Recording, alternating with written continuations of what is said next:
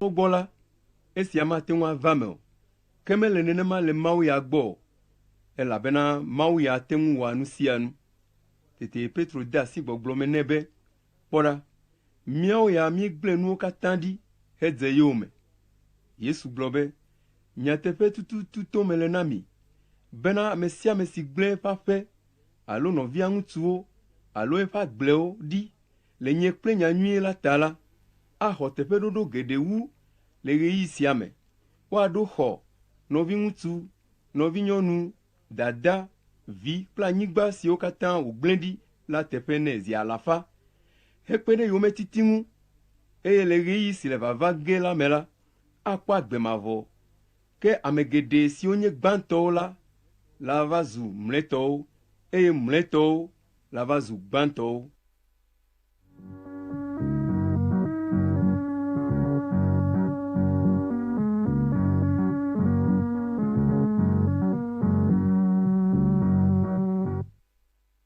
Yesu plepe nous son la zemo yi na Yerusalem azon. Yesu dzeo ngo, eye esia wo moya nao, amesi o dzeo yo mela le vovom, ega yo nous son la wi vea va do kwigbo, eye wo ga da si nu si o le zodzogede di la bogblo menao be, mi do tone mi aseda, mi yi na Yerusalem, wa da megbeto vi la sina nu no la gan kla gbane fialao, wa tuku fiane, eye wa de asina amesi o menye yuda to la, wa du fe ulengu, a deta dengu, wa pwe platam, e wa wi, kelen keke ton agbela, a fode titre.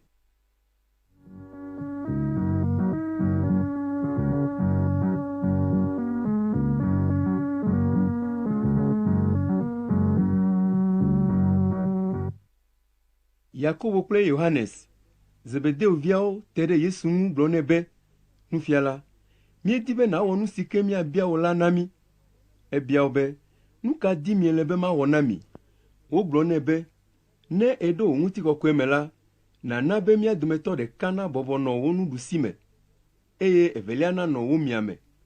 Yesu blonobe, mi enyanu si bia mi elelao, de mi atengu anonu le vevepe plu, si nu mele nu nogele la, alo a homa uti deta, si wa denam la. Odwe nebe, mi atenwi.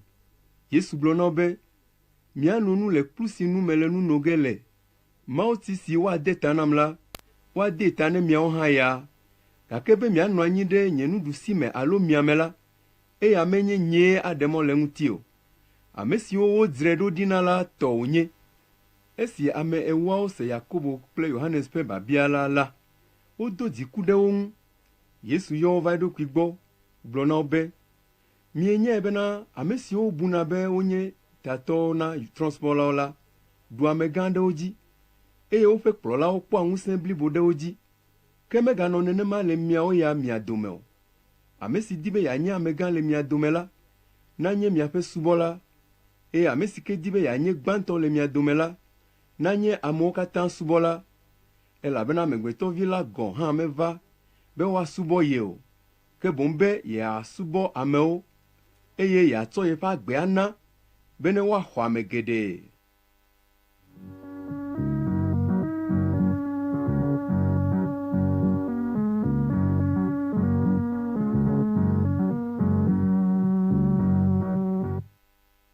Ovado Yericho. Esi Yesu plepe nous son lao, pakla me ha gande, zole Yericho doa me yinala, Batimeo, Timeo vi, sinye nubiala nkwa batola, no anyi de moto. Esi wo sebe Yesu Nazareth tola va yinala. Ede asirli dodo mebe, Yesu David vi, pon nubla nui nam. Amegede o nyinade, bene zidodui. Ke e adori se siende ji ube, David vi le, pon nubla nui nam dro.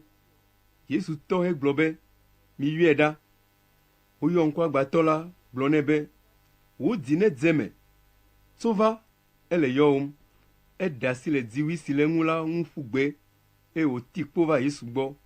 Yesu biebe. Nukane dibe ma wonaye. Nkwa gbatola blonebe. Nufiala, nama ponu. Yesu blonebe. Hey, wo khose dagbele ngu. E numake nkwa gbatola penkubu. E o dze Yesu yome le mwaji.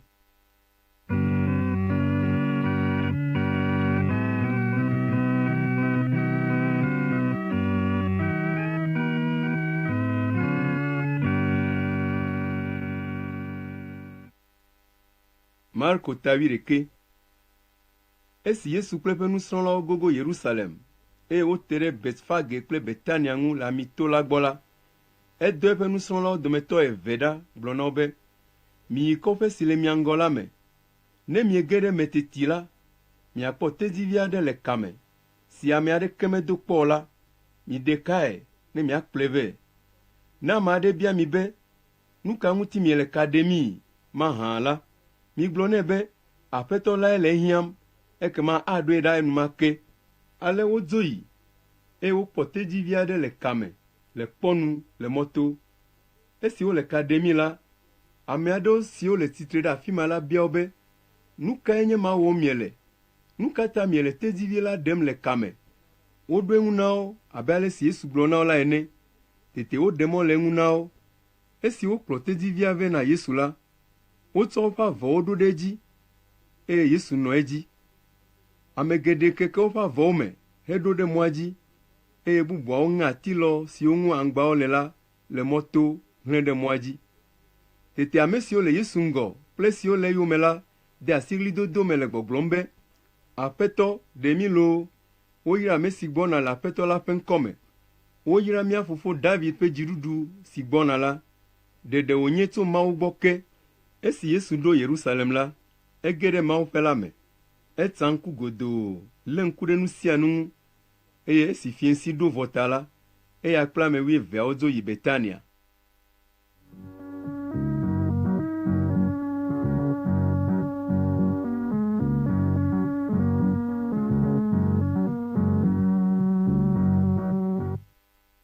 Esi ŋu ke, eye wotrɔ tso Betania la, dɔ nɔ Yesu wum. Ekpɔ ati aɖe si ƒe tsetse woɖuna. Ati sia to aŋgba nyuie eye wole adzɔge. Eyi be ɖewohĩ yeakpɔ kutsetse aɖe le edzi.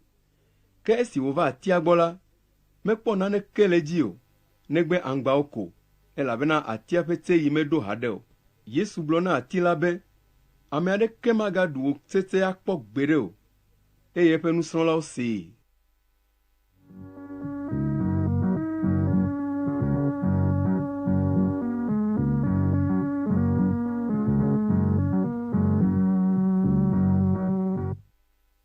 Wova ɖo Yerusalem, eye esi Yesu ge ɖe Mawuƒe la me la, ede asi ame siwo le asi ƒlem le Mawuƒea me la nyanya me do goe. Emu gaɖɔlilawo ƒe kplɔ̃wo kple ahɔnɛdzralawo ƒe zikpuiwo ƒu anyi. Melɔ̃ gɔ̃ hã be ame aɖeke natsɔ naneke ava tso me to Mawuƒe la ƒe xɔxɔnu ayi o.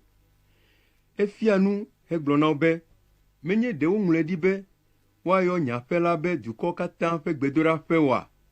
Ke miawo ya mietsɔe wɔ adzodalawo ƒe beɖoƒe. Nya sia ɖo nunɔlagãwo kple agbalẽfialawo gbɔ, eye wodi mɔnu be yewoawui. Le vɔvɔ̃ nɛ ta, elabena eƒe nufiafia wɔ moyaa na ameha blibo la. Esi fiẽ wɔ la, wodo go le dua me.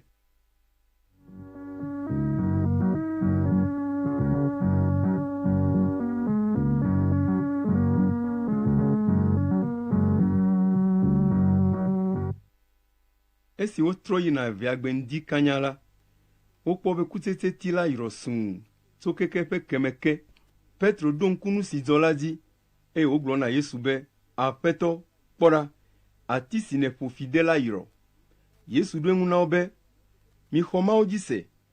Nyateƒe tututu to mele na mi, be ame si ke agblɔ na to sia be, ho ne nàyi aɖadze atsiaƒu me, eye wòaxɔe ase ɖikekemanɔmee, be nu si yegblɔ la ava eme la, ava eme nɛ.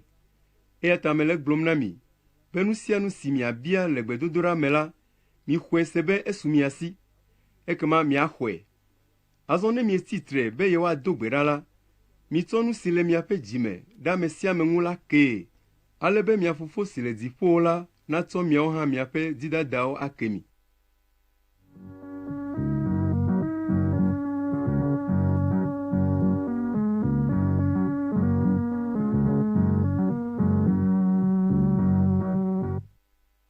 Wogava Yerusalem. Esi Yesu le tsatsam le Mawuƒe la me la, nunɔlagãwo kple agbalẽfialawo kpakple dumemetsitsiwo va gbɔ. Wotɔ gbee be, ŋusẽ ka dzi nèto le nu siawo wɔm? Alo ame kae na ŋusẽ wo be nàwɔ nu siawo? Yesu gblɔ na wo be, nye hã mabia nya ɖeka mi. Ne mieɖo eŋu nam ko la, ekema magblɔ ŋusẽ si dzi meto le nu siawo wɔm la na mi. Yohanes ƒe Mawu ti de ta na ame la ɖe. Mawu gbɔ wòtso loo alo amegbetɔwo gbɔ wòtsoa? Miɖo eŋu nam. Wodzro nya sia me le wo nɔewo dome le nu si woagblɔ la ŋu be, ne yewogblɔ be etso Mawu gbɔ la, abia yewo be, nu ka tae miexɔ edzi se o? Alo ɖe yewoagblɔ be etso amewo gbɔ mahã? Ke wole vɔvɔ̃m na ameha la, elabena ame sia ame da asi ɖe edzi be Yohanes nye Mawu ƒe gbeƒãɖela vavã, eya ta woɖo eŋu be mienya o. Yesu xɔ edzi gblɔ na wo be, ekema nye hã nyemagblɔ afi si mexɔ ŋusẽ tsoe hele nu siawo wɔmii la na mi o.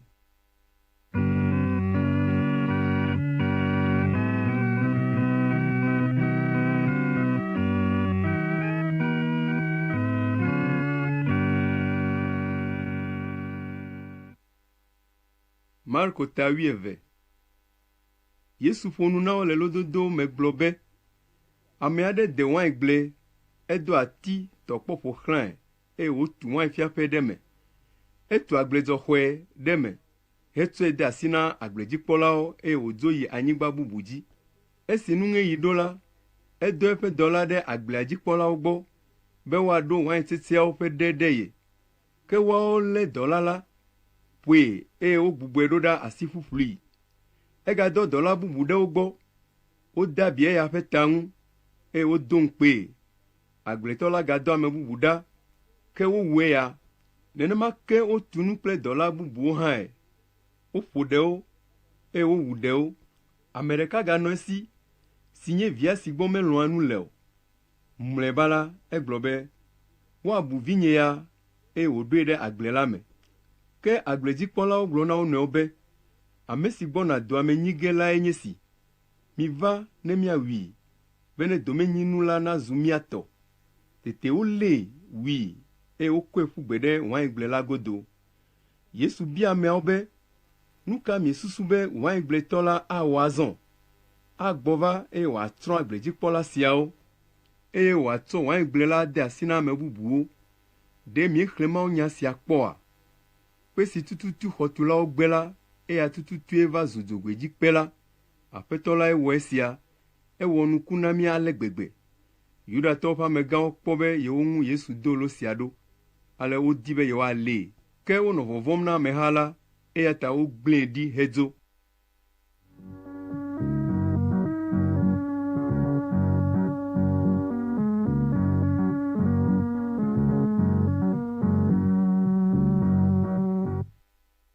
Wodɔ Farisitɔ aɖewo kple Herodes habɔbɔmenɔla aɖewo ɖe Yesu gbɔ, be woalée le eya ŋutɔ ƒe nuƒoƒo me.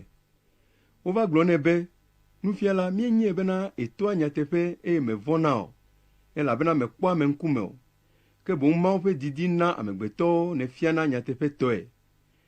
Ele se nu be míadzɔ duga na Roma fiagã loo alo mele se nu oa? Mína adzɔ loo alo mígana oa? Yesu dze si woƒe alakpa, eya ta wogblɔ na wo be, nu ka ŋuti miele teem kpɔ? Mitsɔ klosaloga la vɛ ne makpɔ. Wotsɔ ga la vɛ. Ebia wo be, ame ka ƒe nɔnɔmetata kple nuŋɔŋlɔe nye sia le dzi? Woɖo eŋu nɛ be, Roma fiagã la tɔwoe. Tete Yesu gblɔ na wo be, mitsɔ nu siwo nye Roma fiagã tɔ la na Roma fiagã, eye nu siwo nye Mawu tɔ la, mitsɔ wo na Mawu. Ale woƒe nu ku le Yesu ŋuti.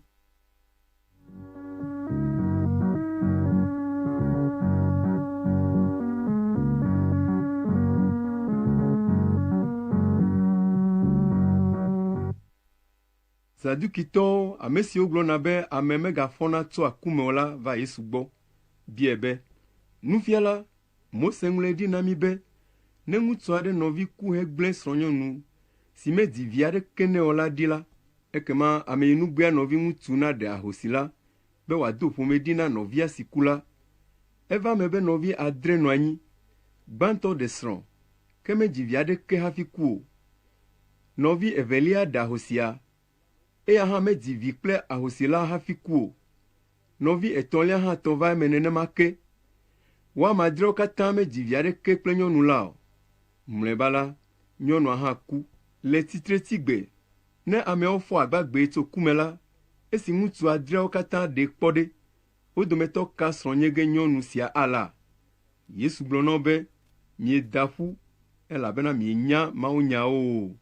Gawu la, miedze si Mawu ƒe ŋusẽ hã o, elabena ne wotsi tre tso ame kukuwo dome la, atuɖeɖe kple asididi ƒe nya aɖeke megali o, ke boŋ amewo anɔ abe mawudɔla siwo le dziƒowo la ene. Ke le ame kukuwo ƒe fɔfɔ ɖe tsitre agbagbe ŋuti la, ɖe miexlẽ nya si Mawu gblɔ le avekɔe la me le Mose ƒe agbalẽ me kpɔa. Mawu gblɔ na Mose be, nyee nye Abraham ƒe Mawu kple Isak ƒe Mawu kple Yakob ƒe Mawu la. Menye ame kukuwo ƒe Mawu ye o, ke boŋ agbagbeawo tɔ wònye. Mieda ƒu ŋutɔ.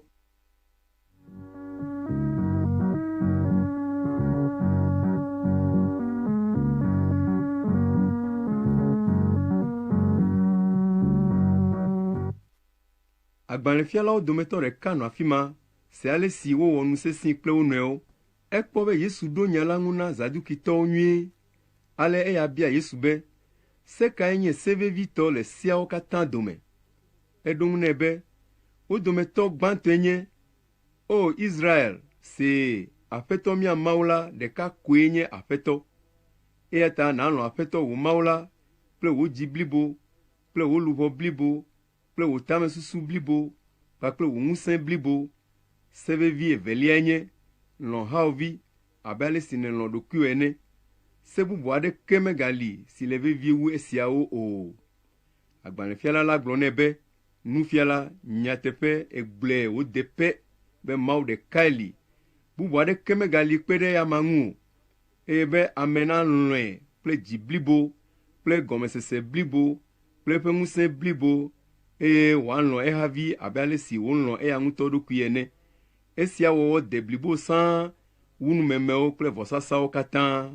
Esi Yesu kpɔ be agbalẽfiala la ɖo nya la ŋu nunyatɔe la, egblɔ nɛ be, mele adzɔge tso mawufiaɖuƒe la gbɔ kura o. Nu siawo megbe la, ame aɖeke megado dzi bia nya aɖeke Yesu o.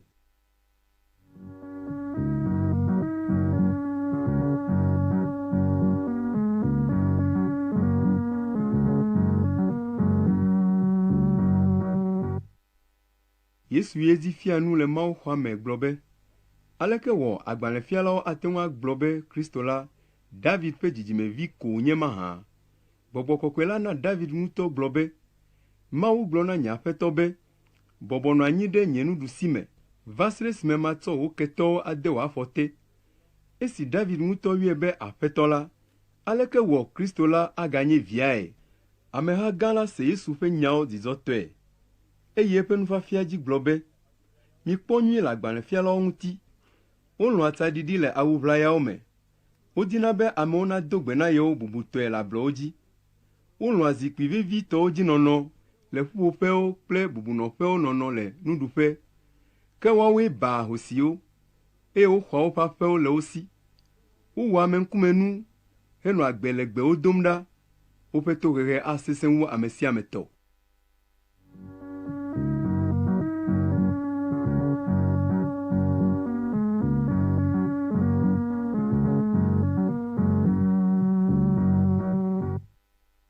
Yesu bɔbɔnɔ anyi hedze ŋgɔ nudzɔɖaka la, eye wòlé ŋku ɖe ale si amewo le gadam ɖe nudzɔɖaka la me la ŋu. Kesinɔtɔ geɖewo da ga home gãwo ɖe me. Ahosi dahe aɖe va, eye wòtsɔ gaɖuɖua suetɔ kekeake eve de nudzɔɖaka la me. Yesu yɔ eƒe nusrɔ̃lawo ƒoƒu gblɔ na wo be, nyateƒe tututu to mele na mi, be ahosi dahe sia ƒe nu si woda ɖe aɖaka la me la wu esi ame bubuawo katã tsɔ de nudzɔɖaka la me. Elabena ame siawo katã ƒe nunana tso nu si woɖu kpɔtɔ la me. Ke ahosi sia si dahe ale gbegbea la, nu si di wòanɔ agbe ɖo la katãe nye ma wòtsɔ na.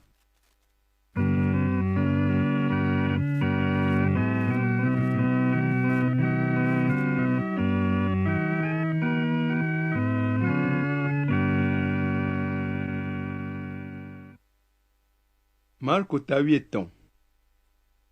Yesu dogo le Mawu xɔa me yina, eye eƒe nusrɔ̃lawo dometɔ ɖeka yɔe gblɔ be, Nufiala, kpɔ ɖa, kpeɖoɖo kple xɔtutu siawo menya le kpɔkpɔm ŋutɔa? Yesu gblɔ nɛ be, ele xɔ gãgã siawo kpɔma? wome le kpeɖoɖo gblẽge ɖe kpeɖoɖo dzi si woma kaka aƒu anyi o. Esi Yesu bɔbɔnɔ amito la dzi hedze ŋgɔ mawuxɔa la, Petro, Yakobo, Yohanes kple Andrea biae dzaa be, ekae nu siawo la va dzɔ? Nu kae anye dzesi be nu siawo katã ƒe ɣeyiɣi ɖo? Gblɔe na mí. Yesu ɖo eŋu na wo be, mikpɔ nyuie be ame aɖeke nagakplɔ mi atrae o.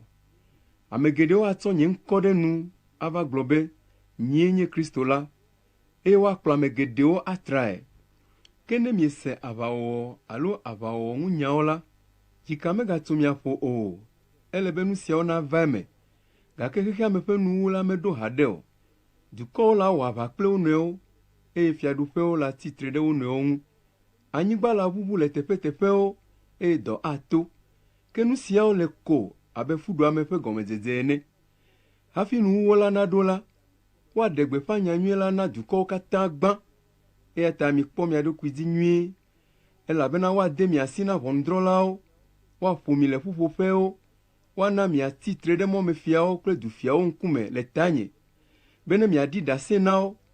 Ne wode mi asi hekplɔ mi yi ʋɔnudrɔ̃ƒee la, migatsi dzimaɖi do ŋgɔ le nya si gblɔ ge miala la ŋuti o. Ke migblɔ nya si woana mi le ɣe ma ɣi me la ko, elabena menye mia ŋutɔwoe aƒo nu o, ke Gbɔgbɔ Kɔkɔe lae. Nɔvi ade nɔvi asi be woawu, tɔ la de vi asi. Ɖeviwo la dze aglã ɖe wo dzilawo ŋu, eye woade wo asi be woawu. Amegbetɔ ƒomea katã la lé fu mi le tanye, ke ame si la do dzi sesĩe va se ɖe nuwuwu la, woaxɔe ɖe agbe.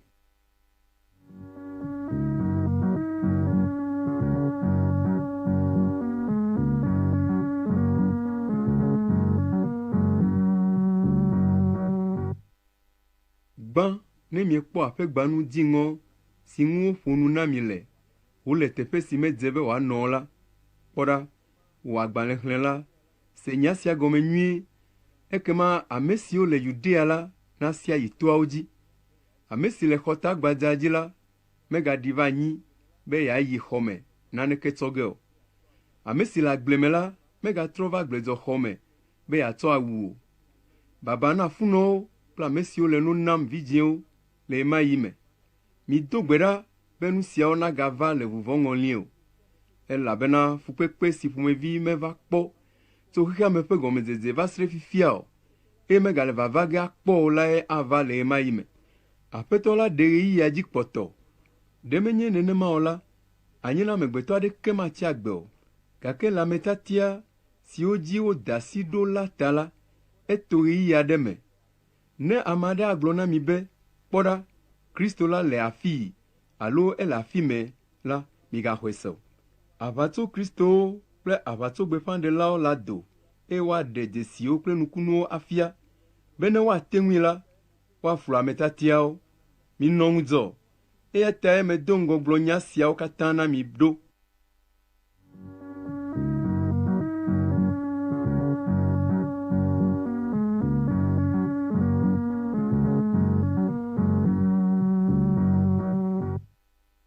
Le fukpekpe mawo megbe la, ava me be ɣe ado viti, eye ɣleti magaɖi o.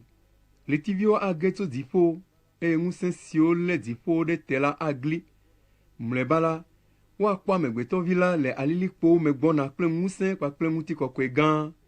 Tete wòadɔ dɔlawo ɖa, eye woaƒo eƒe ametatiawo nu ƒu tso xexea me ƒe dzogoe eneawo dzi, tso keke anyigba ƒe seƒe yi ɖase dziƒo ƒe seƒe ke.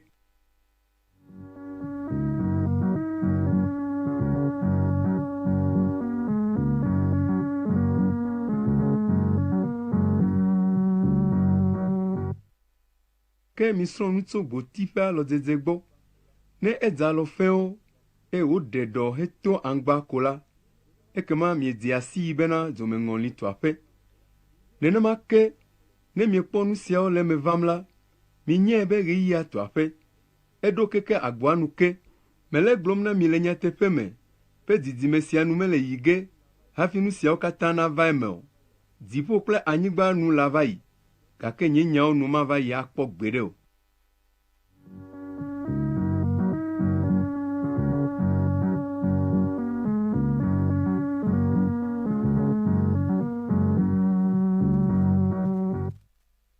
Ke nkekema alo gaƒoƒo ma la, ame aɖeke menye o. Mawudɔla siwo le dziƒo hã menye o. Vi la ŋutɔ gɔ̃ hã menye o. Fofo la dza koe nye. Mikpɔ nyuie ne mianɔ ŋudzɔ, elabena mienya ɣeyiɣi si nu siawo la va ve me la o. Nu blibo la le abe ame aɖe si yina ɖe mɔzɔzɔ, eye wògblẽ eƒe aƒe ɖe dɔlawo si me la ene. Ena ŋusẽ wo, eye wòna dɔ wo, ame sia ame kple tɔ.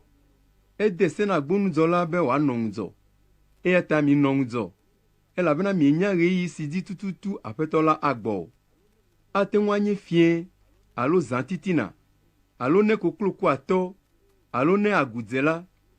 Ne miele ŋudzɔ o, eye wòva ɖo kpata heɖi ɖe mi la, ava tu mi le alɔ̃ me. Nya si gblɔm mele na mi la, eya ke gblɔm mele na amewo katã be minɔ ŋudzɔ.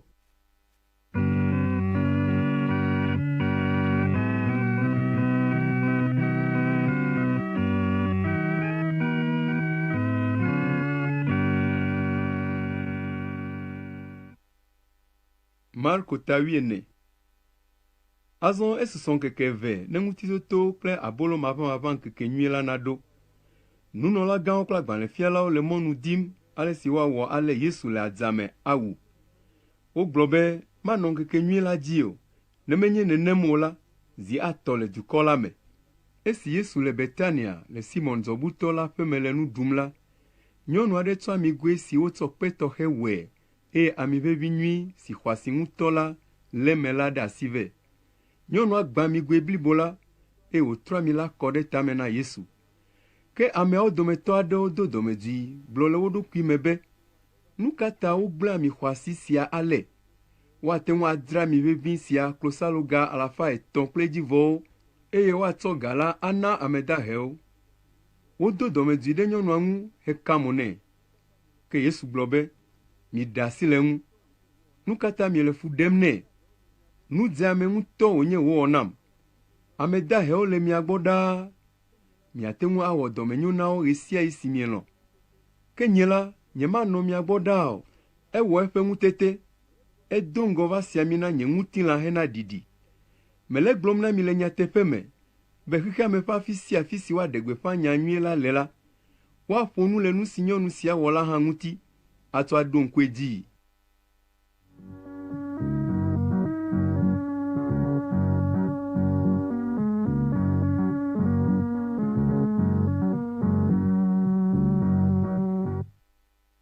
Yuda Iskariot, ame si nye ame 12 dometɔ ɖeka la, ti nunɔlagãwo yi be yeade Yesu asi na wo.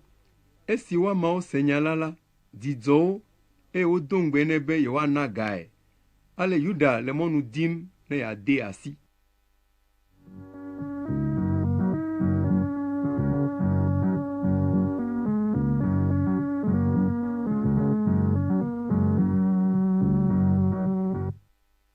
Le abolo maʋamaʋã ŋkeke nyui la ɖui, ŋkeke gbãtɔ si dzi wowɔa ŋutitotolẽvi la le la, Yesu ƒe nusrɔ̃lawo bie be, afi ka nèdi be miadzra ɖo na o, be nàɖu ŋutitotonuɖuɖu la le? Tete Yesu dɔ eƒe nusrɔ̃lawo dometɔ eve, gblɔ na wo be, miyi ɖe dua me. Ame aɖe si tsɔ tɔmedeze la ado go mi. Midze eyome, migblɔ na Aƒetɔ si ƒe aƒe me wòage ɖo la be, nufiala be miabia be, afi ka amedzroxɔ si me mia kple nye nusrɔ̃lawo miaɖu ŋutitotonuɖuɖu la le. Eya afia xɔ gã aɖe si me woɖo nuwo ɖo xoxo la mi. Le dziƒoxɔ dzi, midzra afi ma ɖo na nuɖuɖua. Nusrɔ̃lawo dze mɔ yi ɖe dua me. Wokpɔe pɛpɛpɛ abe ale si Yesu gblɔ na wo la ene, eye wodzra ɖo na ŋutitotonuɖuɖu la.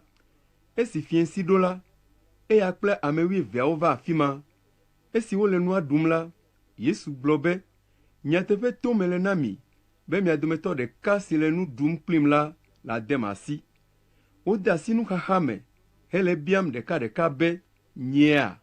Yesu gblɔ na wo be, mi ame 12 dometɔ ɖekae, amea le asi dem agba me kplim.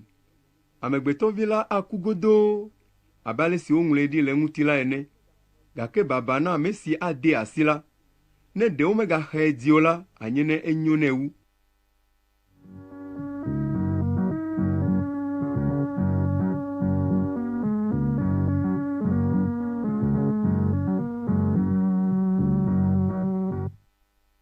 esi wole nua ɖum la, Yesu tsɔ abolo eye esi wòde akpe ɖe ta la, ekae eye wòtsɔe na nusrɔ̃lawo gblɔ be, mixɔe ɖu, nye ŋutilãe nye sia. Etsɔ wainkplu eye esi wòde akpe to gbedodoɖa me ɖe ta la, etsɔe na wo eye wo katã wonu wain le nu. Egblɔ na wo be, nye nubabla ƒe ʋu si wokɔ ɖe anyi hena ame geɖewo lae nye sia. Mele gblɔm na mi le nyateƒe me be nyemagano wain aɖeke va se ɖe gbe si gbe maganoe le mawufiaɖuƒe la me o. Esi wodzi akpedaha vɔ la, wodo go yi amito la dzi.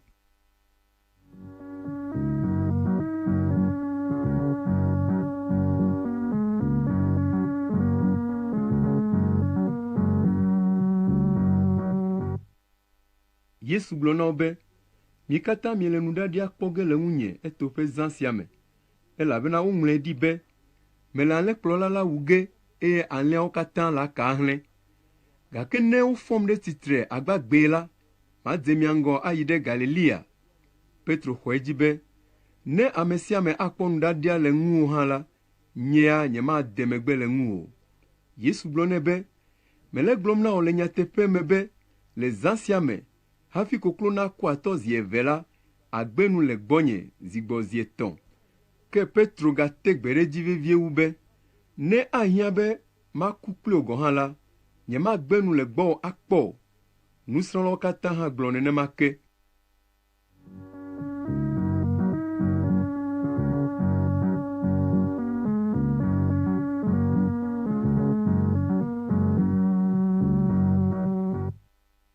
Wova ɖo teƒe aɖe si ŋkɔe nye Getsemane. Yesu gblɔ na eƒe nusrɔ̃lawo be, mibɔbɔ nɔ afii ne maɖado gbe ɖa. Ekplɔ Petro, Yakobo kple Yohanes kpe ɖe eɖokui ŋu, didi ƒoe eye wòde asi zozo me nyanyanya. Egblɔ na wo be, nuxaxa yɔ nye ame blibo la me ale gbegbe be mebe maku gɔ̃. Minɔ afii eye minɔ ŋudzɔ. Esi wozɔ yi ŋgɔ ʋɛe la, edze klo tsyɔ mo anyi eye wòdo gbe ɖa be, ne anɔ bɔbɔe la, fukpekpe ɣeyiɣi sia nato ye ŋu ayi. Egblɔ be, Fofonye lɔlɔ̃tɔ, ate ŋu awɔ nu sia nu, ɖe fukpekpe kplu sia ɖa tso gbɔnye, ke menye nu si nye ŋutɔ medi la o, ke boŋ nu si wò nèlɔ̃ la neva me.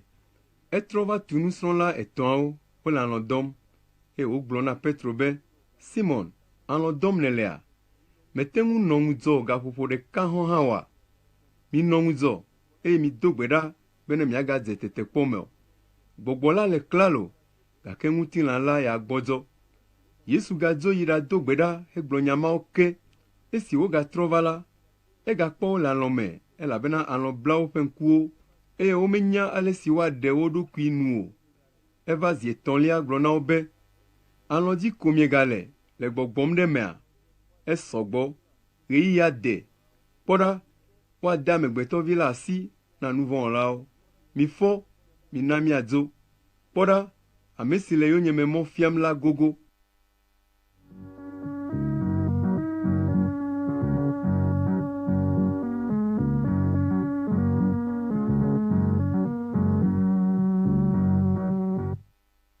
Mekpɔ ɖenu le nya la me hafi Yuda, ame si nye ame 12 dometɔ ɖeka la va do. Ameha si nunɔlagãwo kple agbalẽfialawo kpakple dumegãwo di kpe ɖe ŋu la le eyome. Wotsɔ yi kple kpo ɖe asi. Ame si de asi la ɖo dzesi aɖe da ɖi na ameawo be, ame si ƒe nu magbugbɔ lae nye ame la, milée, mikplɔe yi eye miaƒe ŋku nanɔ eŋu. Esi Yuda va ɖo la, ete ɖe Yesu ŋu enumake gblɔ be, nufiala, eye wògbugbɔ nu nɛ. Ameawo ƒe asi su edzi eye wolée. Ke ame siwo tsitre ɖe afi ma la dometɔ ɖeka ɖe eƒe yi le aku me hedza nunɔlagã ƒe dɔ la eye wokpato nɛ. Yesu gblɔ na amehawo be, ŋunye mietso ɖo kple yi kple kpo be yewoava lé abe adzodala enea? Gbe sia gbe menɔ mia dome, fia nu le Mawuxɔa me, gake mielém kpɔ. Esi adzɔ, be ne nya si woŋlɔ ɖi la nava eme. Tete eƒe nusrɔ̃lawo katã gblẽ ɖi hesi dzo. Ɖekakpui aɖe si ta aklalanyimlɔ vɔ ɖeɖe ko la dze Yesu yome. Ameawo dze edzi be yewoalée, ke egblẽ avɔ la ɖe lélawo si me hesi dzo amamae.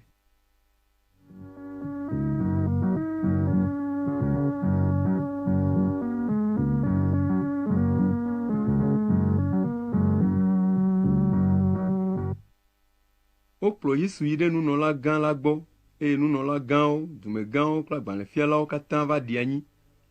Petro le eyome ʋĩi heva keke nunɔla gã la ƒe akpata me. Ebɔbɔ nɔ dɔlawo dome nɔ dzo ƒum. Nunɔla gãwo kple ʋɔnudrɔ̃lawo katã di ɖaseɖiɖi si woatsɔ atso Yesu nu be ne woatso kufia nɛ. Ke womekpɔ ɖeke o. Ame geɖewo ɖi aʋatsoɖase le eŋuti, ke wo dometɔ aɖeke ƒe ɖaseɖiɖi mesɔ kple nɔvia tɔ o. Ame aɖewo tsitre heɖi aʋatsoɖase gblɔ le Yesu ŋu be, míese wogblɔ be, magbã Mawuxɔ sia si wotu kple asi la, eye matsɔ ŋkeke 3 atu bubu asimanɔmee. Ke ame siawo hã ƒe ɖaseɖiɖi mesɔ ɖe wo nɔewo tɔ dzi o. Nunɔla gã la tso ɖe tsitrenu le ameha la dome hebia Yesu be, nya si ame siawo tsɔ ɖe ŋuwò ɖe, maɖe ɖokuiwò nu oa? Ke Yesu zi kpi eye meɖo nya aɖeke ŋu o. Nunɔla gã la gabie be, wòe nye Kristo yayratɔ la via? Yesu ɖo eŋu be, nyee. Miakpɔ Amegbetɔvi la wòabɔbɔ nɔ ŋusẽtɔ la ƒe nuɖusime. Miakpɔe wòagbɔna le dziƒo lilikpowo me. Tete nunɔla gã la dze eƒe awu dɔmedzoetɔe hebia be, ɖasefo aɖe gahiã le nya sia mea? Miese eƒe busunya la, nu kae nye miaƒe susu? Amewo katã bu fɔe gblɔ be edze na ku. Ame aɖewo de asi taɖeɖe me ɖe ŋu, ɖewo tsyɔ nu mo nɛ, eye wotu kɔe hebie be, ame kae ƒo wò? Yɔe na mí. Dzɔlawo hã yi asi ɖee.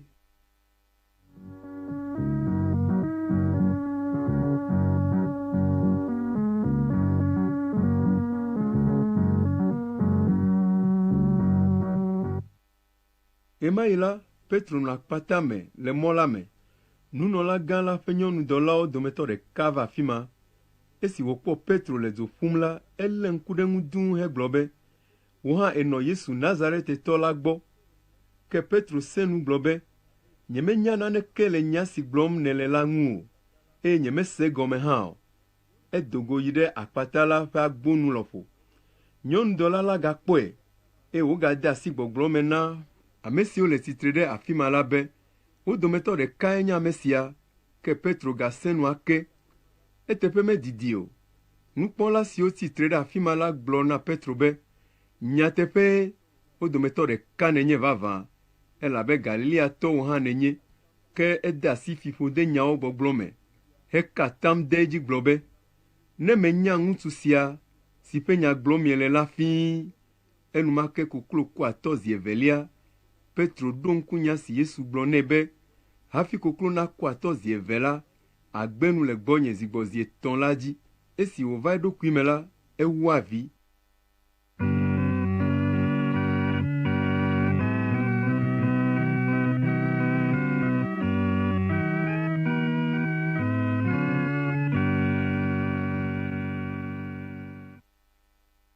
Marko 8.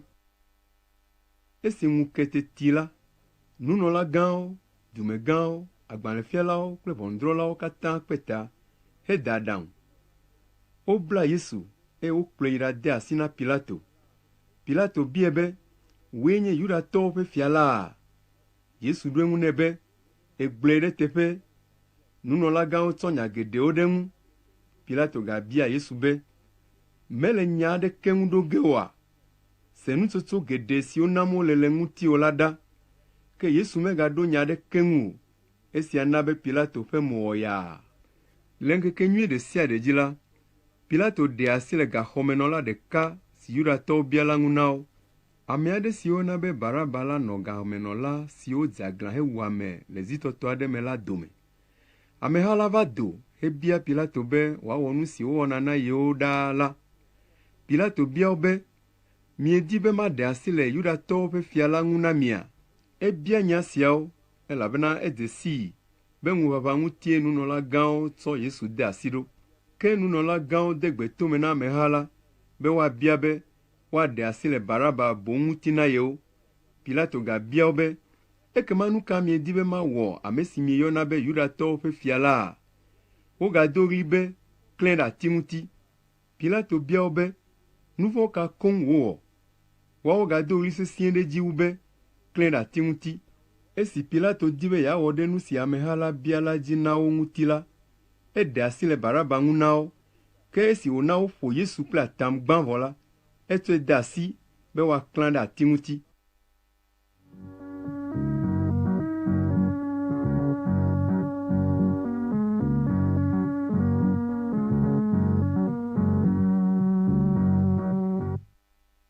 Asrafoawo kplɔ Yesu yi ɖe mɔmefia la ƒe xɔ gã aɖe si nye takpeƒe la me, eye woyɔ asrafoha blibo la ƒoƒu. Wotsɔ awu ʋlaya dzĩ do nɛ, eye wotsɔ ŋuka lɔ̃ fiakuku heɖɔ nɛ. Wodo gbe nɛ gblɔ be, Yudatɔwo ƒe fia nenɔ agbe tegbee. Woƒo tagbɔ nɛ kple ati, ɖe ta ɖe ŋuti, eye wodze klo de tagu nɛ. Esi woɖu fewu le ŋuti vɔ la, woɖe awu dzĩ la le ŋu, eye wogatsɔ ya ŋutɔ ƒe awuwo do nɛ. Azɔ wokplɔe do goe be woaklã ɖe ati ŋuti.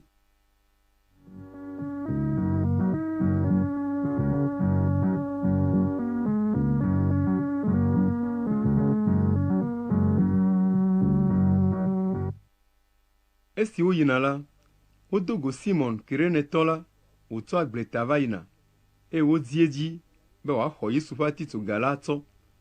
Simon sia nye Alexandro kple Rufus fofo. Wokplɔ Yesu yi ɖe ametakoliƒe. Woyɔa teƒe sia le Helagbe me be Golgata. Wotsɔ wain si wotsaka kple atike aɖe si tia vevesese nu la nɛ be wòano, gake egbe. Ale woklã Yesu ɖe ati ŋuti, eye esi wodzidzi nu ɖe eƒe awuwo dzi, kpɔ esia nye ame sia ame tɔ la, woma wo me ɖe wo ɖokuiwo dome. Ŋdi ga 9 mee woklã Yesu ɖe ati ŋuti, eye nutsotso si wotsɔ ɖe eŋu la, woŋlɔe klã ɖe eƒe tagbɔ be Yudatɔwo ƒe fia la. Woklã dzodala 2 hã ɖe ati ŋuti kpe ɖe ŋu. Ɖeka le eƒe nuɖusime, eye evelia le eƒe miame. Ame siwo va le afi ma tom le yiyim la, le nu me ɖem le ŋu, le dzum, hele ta ʋuʋum, le gbɔgblɔm be, oho, wò ame si gblɔ be yeagbã Mawuxɔ la, agagbugbɔe atu le ŋkeke 3 mea, wòe nye sia. Ɖe ɖokuiwò ne nàɖi tso atitsoga la ŋutia.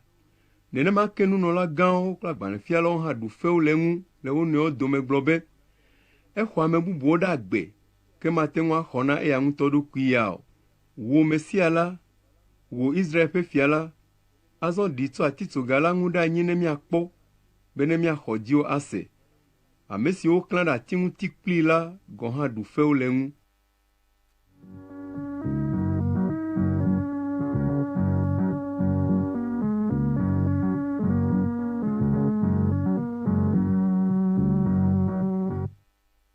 Esi ŋu dɔ ga 12 ƒo la, xexe me katã do viti va se ɖe ɣetrɔ ga 3 me. Le ɣetrɔ ga 3 me la, Yesu do ɣli sesĩe be, nye Mawu, nu ka ta nègblẽm ɖi? Si wogblɔna le Hebrigbe me be, Eloi, Eloi, lama sabachthani. Esi ame siwo le tsitre ɖe afi ma dometɔ aɖewo se wo ƒonu la, wogblɔ be, misee ɖa, ele Elia yɔm. Ame ɖeka ƒu du, tsɔ tsilɔnu de wain veve me, ɖo ati nu, eye wòdoe ɖee be wòano, hele gbɔgblɔm be, milala ne miakpɔe ɖa, be Elia ava ɖee le atitsoga la ŋuti mahã. Yesu gado ɣli sesĩe, eye wòmia nu. Tete Mawuxɔmetsovɔ la dze ɖe ve sia, tso etame va se ɖe egɔme. Esi asrafo dzikpɔla si le tsitre dze ŋgɔ Yesu kpɔ ale si wòkui la, egblɔ be, nyateƒe, Mawu vie nye ame sia. Nyɔnu aɖewo le tsitre ɖe adzɔge, le nu siawo teƒe kpɔm. Wo dometɔ aɖewoe nye Maria Magdalatɔ kple Maria si nye Yakobo ɖevitɔ kple Yose dada kpakple Salome. Ame siawo nɔ Yesu yome le Galilea nɔ edzi kpɔm. Nyɔnu bubu siwo kplɔ Yesu ɖo va Yerusalem la hã nɔ afi ma.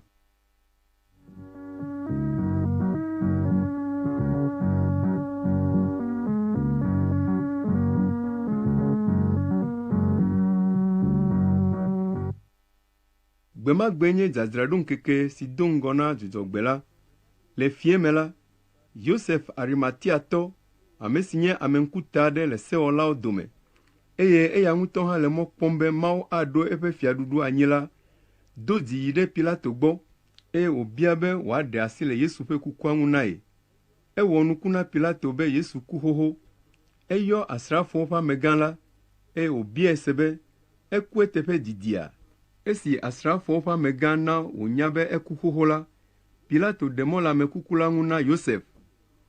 Yosef ƒle aklã la, eye esi woɖe Yesu ƒe kukua le atitsoga la ŋuti la, exatsa aklã la ɖe ŋuti, eye wòtsɔe mlɔ yɔdo si woɖe ɖe agakpe me la me, hemli kpe tu ɖe yɔdo la nu. Maria Magdalatɔ kple Maria, Yose dada, wokpɔ afi si woɖii ɖo.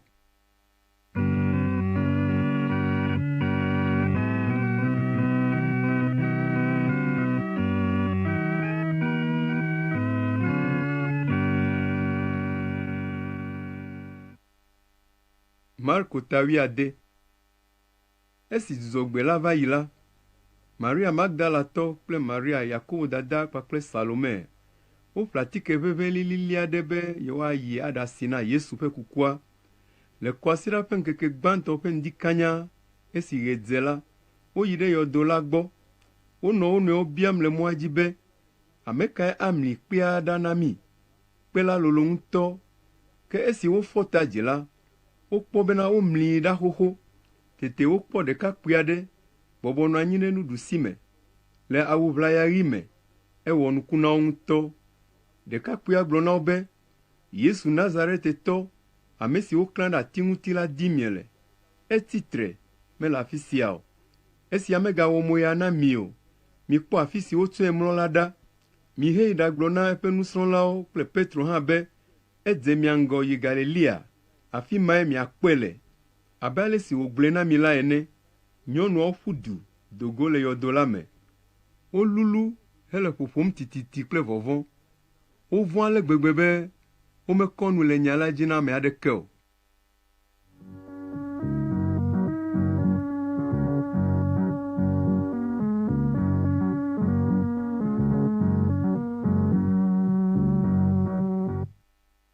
Azɔ esi Yesu fɔ tso ame kukuwo dome ŋdi kanya le kɔasiɖa ƒe ŋkeke gbãtɔ dzi la, eɖe eɖokui fia Maria Magdalatɔ, ame si me wonya gbɔgbɔ vɔ̃ adre dogoe le gbã. Eya yi ɖagblɔ nya la na ame siwo nɔ Yesu yome tsã.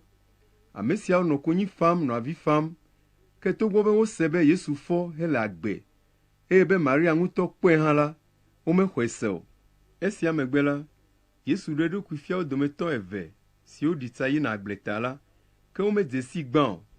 Wotrɔ va ka eta na wo tɔ mamlɛawo, gake womexɔ woawo hã ƒe nya dzi se o.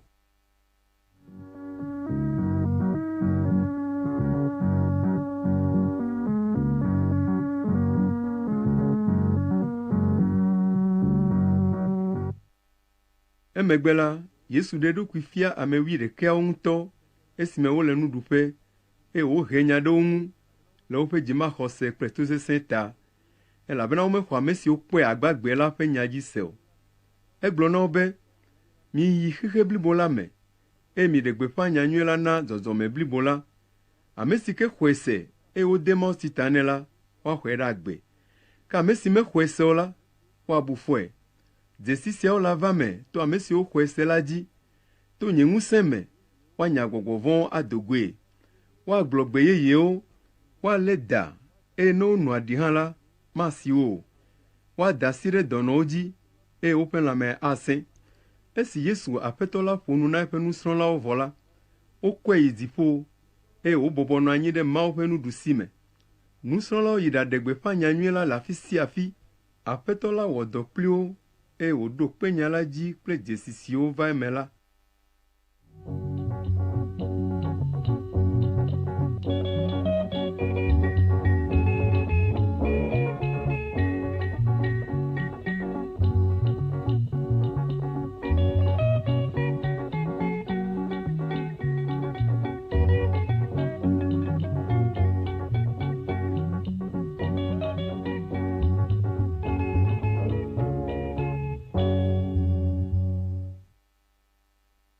Nyanyuie la abe ale si Luka ŋlɔe nɛ.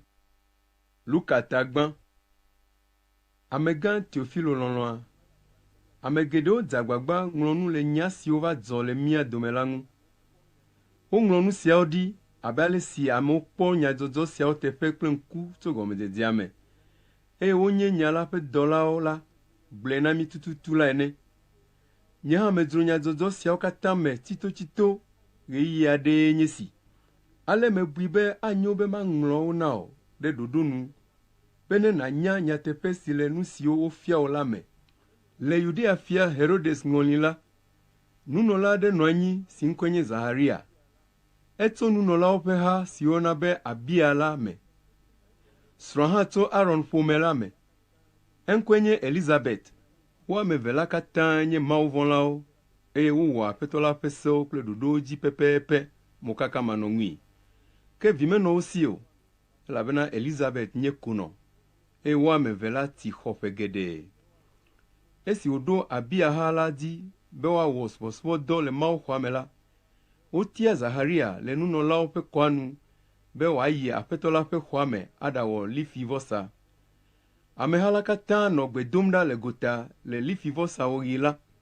Aƒetɔ ƒe dɔla do ɖe vɔsamlekpuia ƒe ɖusime heɖe eɖokui fia Zaharia. Esi Zaharia kpɔe la, eɖi vo, eye wòvɔ̃ ŋutɔ. Ke dɔla la gblɔ nɛ be, mègavɔ̃ o, Zaharia, elabena Mawu se wò kukuɖeɖe la. Srɔ̃wò Elizabet adzi ŋutsuvi na wò, eye nàna ŋkɔe be Yohanes. Dzi adzɔ wò, eye atso aseye.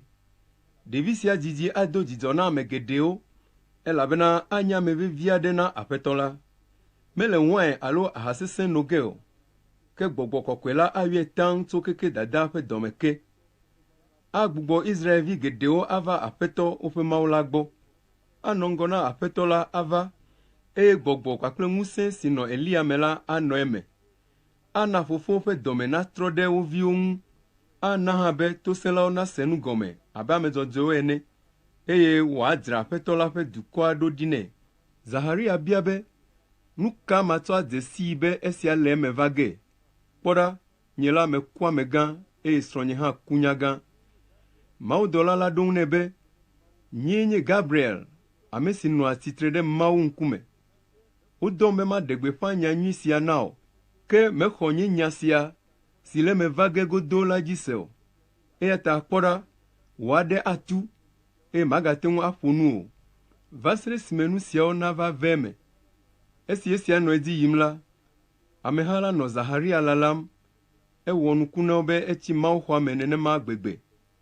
Zaharia va do go azɔ, ke mete ŋu ƒo nu na wo o, asi ko wòtsɔ le dzesi wɔmii na wo. Ale wodze sii be ekpe nu le Mawuxɔa me. Esi Zaharia ƒe subɔsubɔdɔa wu nu la, edzo yi aƒe. Emegbe la, srɔ̃a Elizabet fɔ fu. Eɣla eɖokui ɣleti 5 sɔŋ hegblɔ be, mikpɔ nu si gbegbe Aƒetɔ la wɔ nam egbe sia ɖa. Eve nunye, eye wòɖe ŋukpe si le ŋunye la ɖa.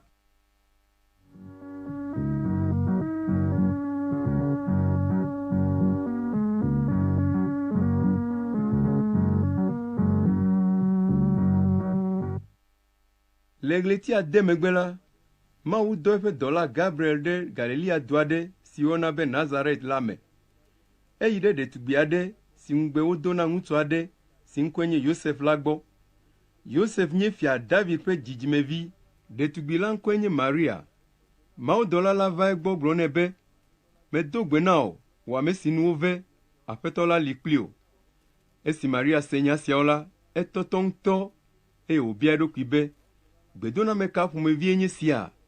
Mawudɔla la gblɔ nɛ be, mègavɔ̃, Maria, elabena Mawu ve nuwò. Kpɔ ɖa, ele fu fɔ ge adzi ŋutsuvi, nàna ŋkɔe be Yesu. Anye amegã, eye woayɔe be Mawu Dziƒoʋĩtɔ la vi. Aƒetɔ Mawu la aɖoe fiae abe tɔgbuia David ene, eye wòaɖu fia ɖe Yakob ƒe dzidzimeviwo dzi tegbee. Nuwuwu manɔe na eƒe fiaɖuɖu akpɔ. Maria gblɔ na Mawudɔla la be, nyemenya ŋutsu o ɖe, aleke sia la wɔ ava mee?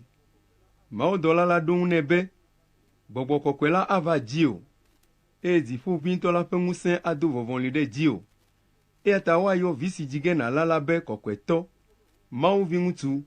Kpɔ ɖa, togbɔ be wò ƒometɔ Elizabet kunya gã hã la, efɔ fu le ŋutsuvi dzi ge. Ɣleti siae nye 8 na eya, ame si woyɔna be konɔ la, elabena naneke meli si wu Mawu ƒe wɔwɔ o. Maria xɔ edzi gblɔ be, kpɔ ɖa, nye la Aƒetɔ la ƒe nyɔnudɔla ko menye, wò nya la neva me nam. tete mawudɔla la dzo le egbɔ.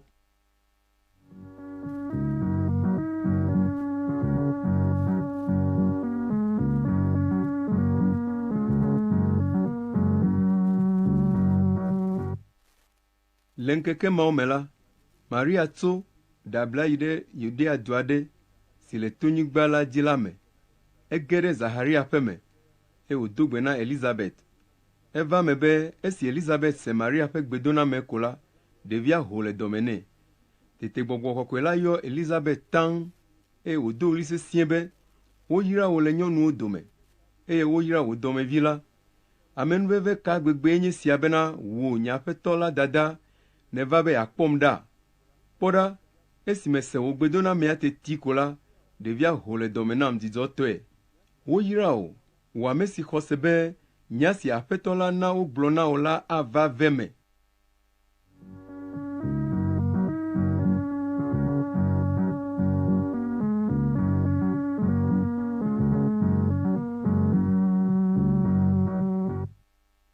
Maria gblɔ be, nye luʋɔ le Aƒetɔ la kafum, eye nye gbɔgbɔ le aseye tsom ɖe Mawu, nye xɔ la ŋuti, elabena ekpɔ nublanui na eƒe kosimaɖinu la.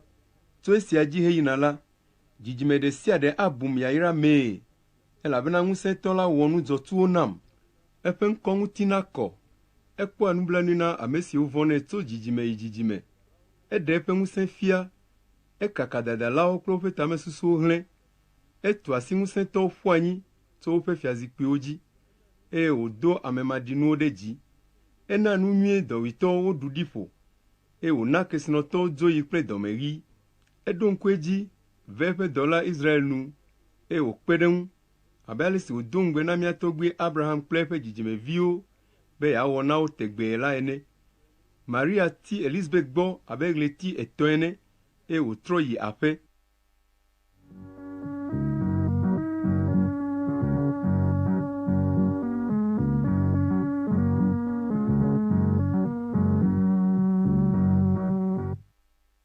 Esi Elizabeth ƒe ɣeyiɣi de la, edzi ŋutsuvi.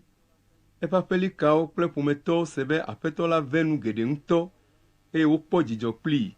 Le ŋkeke 9 gbe la, wova be woatsɔ aʋa na ɖevia, eye wodi be yewoatsɔ Zaharia, si nye fofoa ƒe ŋkɔ la, nɛ. Ke dada gblɔ be, ao, woayɔe be Yohanes boŋ. Woɖo eŋu nɛ be, wò ƒometɔ aɖeke metsɔ ŋkɔ sia kpɔ ɖe. Tete wowɔ dzesi bia fofoa Zaharia be ŋkɔ ka wòdi be woatsɔ na ɖevia mahã. Zaharia bia be woatsɔ nuŋlɔkpe nae, eye woŋlɔ ɖe edzi be, eŋkɔe nye Yohanes. Ameawo katã ƒe mo wɔ yaa.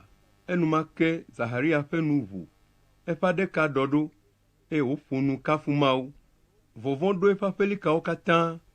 Amewo ƒo nu le nya siawo ŋuti ho le Yudea tonyigba blibo la dzi. Ame siwo katã se la bu eŋuti hegblɔ be, nu ka gɔ̃ ɖevi sia ava zu, elabena Aƒetɔ la ƒe ŋku le eŋu.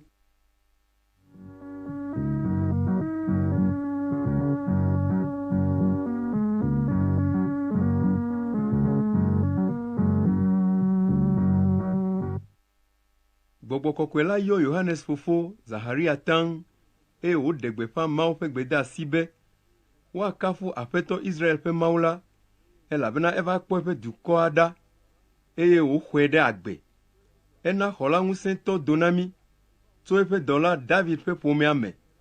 Mawu do ŋugbe to eƒe blemagbeƒãɖela kɔkɔeawo dzi be woaɖe mí tso míaƒe ketɔwo kple ame siwo lé fu mí la si me.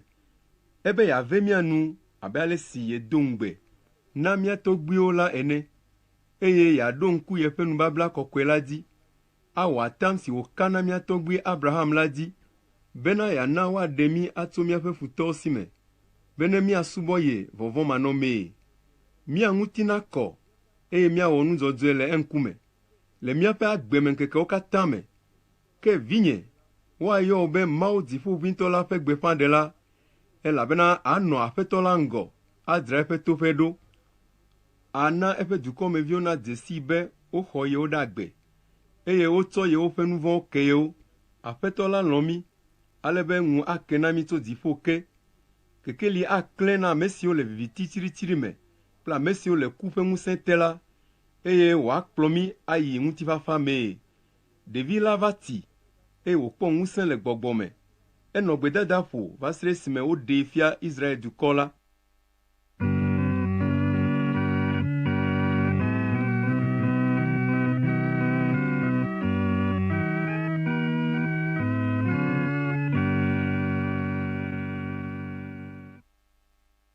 Lukata eve. Le ŋkeke mawo me la, Roma fiagã Augusto ɖe gbe be woaxlẽ ame siwo katã le xexea me aŋlɔ woƒe agbɔsɔsɔ ɖi. Wowɔ amexexlẽ gbãtɔ sia esime Quirino nye mɔmefia le Siria. Ame sia ame yi wode be woaxlẽ ye aŋlɔ ɖi. Ale Yosef hã tso le Nazaret dua me le Galilea yi Yudea ɖe David ƒe du si woyɔna be Betlehem la me. Yosef yi afi ma elabe David ƒe dzidzimevi wònye. Eya kple Maria eƒe ŋugbetɔ si nye funɔlae yi be woaxlẽ yewo.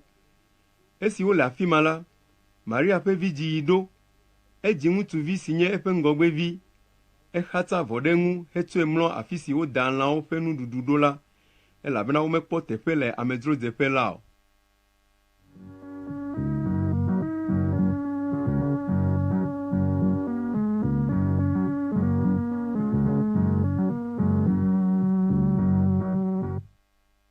Alẽkplɔla aɖewo nɔ gbedzi le nutoma me le zã me nɔ woƒe alẽhawo ŋuti dzɔm. Aƒetɔ la ƒe dɔla do ɖe wo dzi, eye Aƒetɔ la ƒe ŋutikɔkɔe klẽ ƒo xlã wo. Wovɔ̃ ŋutɔ, ke mawudɔla la gblɔ na wo be, migavɔ̃ o, mikpɔ ɖa, mele gbeƒã ɖem dzidzɔnya gã aɖe na miawo kple amewo katã. Wodzi xɔla si nye Kristo Aƒetɔ la na mi le David dua me egbe. Nu si anye dzesi na mie nye be miakpɔ vidzĩ si ŋu woxatsa avɔ ɖo, wòmlɔ afi si woda lãwo ƒe nuɖuɖu ɖo la. Enumake dziƒoʋakɔ gã aɖe va kpe ɖe mawudɔla la ŋuti le Mawu kafum le gbɔgblɔm be, ŋutikɔkɔe woana Mawu le dziƒo boo. Ŋutifafa neva ame siwo ŋu Mawu kpɔa ŋudzedze lena le anyigba dzi la dome. Esi mawudɔlawo dzo le wo gbɔ yi dziƒo la, alẽkplɔlawo gblɔ na wo nɔewo be, mina míayi Betlehem aɖakpɔ nu sia si dzɔ si Aƒetɔ la na míenya la ɖa. Ale woɖe abla yi, eye woɖakpɔ Maria, Yosef kple vidzĩ si mlɔ lãwo ƒe nuɖuɖu daɖoƒe la. Esi wokpɔe la, woƒo nu le nya si wogblɔ na wo tso ɖevia ŋuti la na amewo. Ame siwo katã se alẽkplɔlawo ƒe nya la ƒe mo wɔ yaa. Maria lé nya siawo katã ɖe tame henɔ wo ŋuti bum. Alẽkplɔlawo trɔ dzo, eye wonɔ Mawu ƒe ŋkɔ dom ɖe dzi, nɔ ekafum, elabena wokpɔ nu si wose tso mawudɔlawo gbɔ la wòle eme tututu.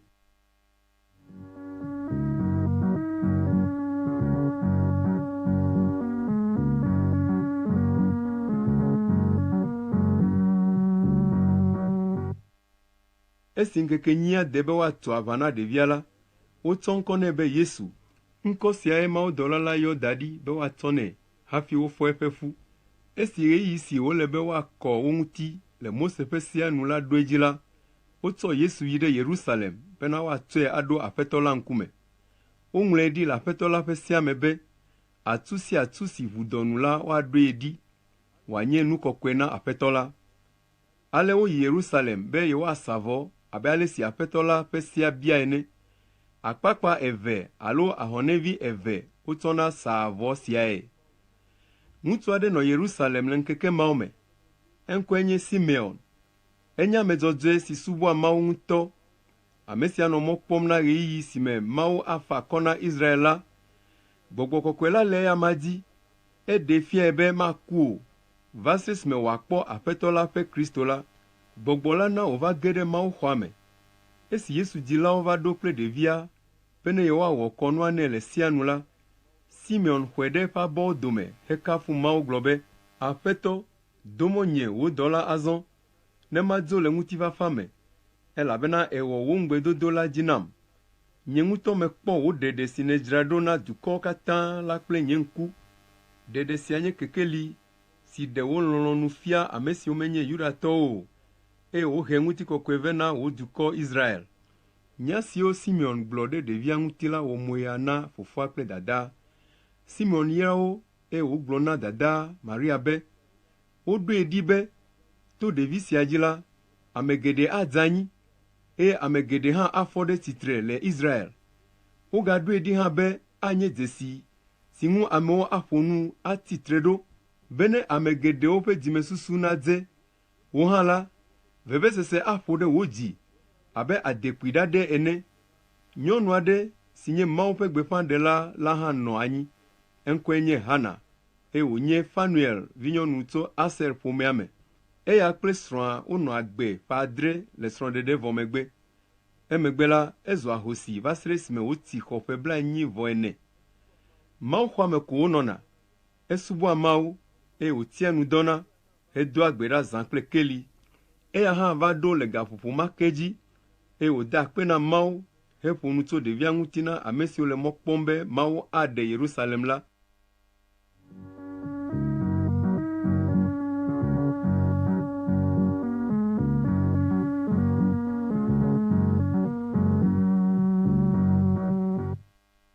Esi Yosef kple Maria wɔ nu sia nu ɖe Aƒetɔ la ƒe sia nu vɔ la, wotrɔ yi woawo ŋutɔ ƒe du Nazaret si le Galilea nyigba dzi la me. Yesu ɖevi la ti ɖe dzi, eye wòkpɔ ŋusẽ, eyɔ fũu kple nunya, eye Mawu ƒe amenuveve nɔ edzi. Azɔ Yesu dzilawo yia Yerusalem ƒe sia ƒe ɖaɖua ŋutitoto ŋkekenyui la. Esi Yesu xɔ ƒe 12 la, eya hã yi Yerusalem kple dzilawo le ŋkekenyuia ƒe kɔa nu. Esi woɖu ŋkekenyuia vɔ la, Yesu dzilawo trɔ ɖo teƒe, ke Yesu ya tsi Yerusalem, woawo menya o. Wobu be ele ameha la dome, eya ta wozɔ ŋkeke ɖeka ƒe mɔ di le woƒe ƒometɔwo kple amenyanyewo dome. Ke esi womekpɔe o la, wogbugbɔ yi Yerusalem nɔ edim. Le ŋkeke 3 megbe la, wova ke ɖe ŋu le Mawuxɔa me. Ebɔbɔ nɔ nufialawo dome, nɔ to ɖom, eye wònɔ nya biam wo. Ame siwo katã se eƒe nyawo la ƒe mo wɔ yaa le eƒe nugɔmesese kple nyaŋuɖoɖo ŋu. Esi Yesu dzilawo kpɔe la, woti yaa. Dadaa biae be, "Vinye, nu kae nye si nèwɔ ɖe mía ŋuti ale? Mía kple fofo míeti dzi diwo ʋuu kple ŋkubiã." Yesu gblɔ na wo be, "Aleke wɔ miedim? Ɖe mienya be ele nam be manɔ fofonye ƒe me oa?" Ke edzilawo mese nya si wogblɔ na wo la gɔme o. Yesu gbɔ va Nazaret kple edzilawo, eye wòɖo to wo. Dadaa lé nya siawo katã ɖe tame. Yesu ti ɖe dzi, eƒe nunya hã dzi ɖe dzi, eye Mawu kple amewo sia kpɔ ŋudzedze le eŋu.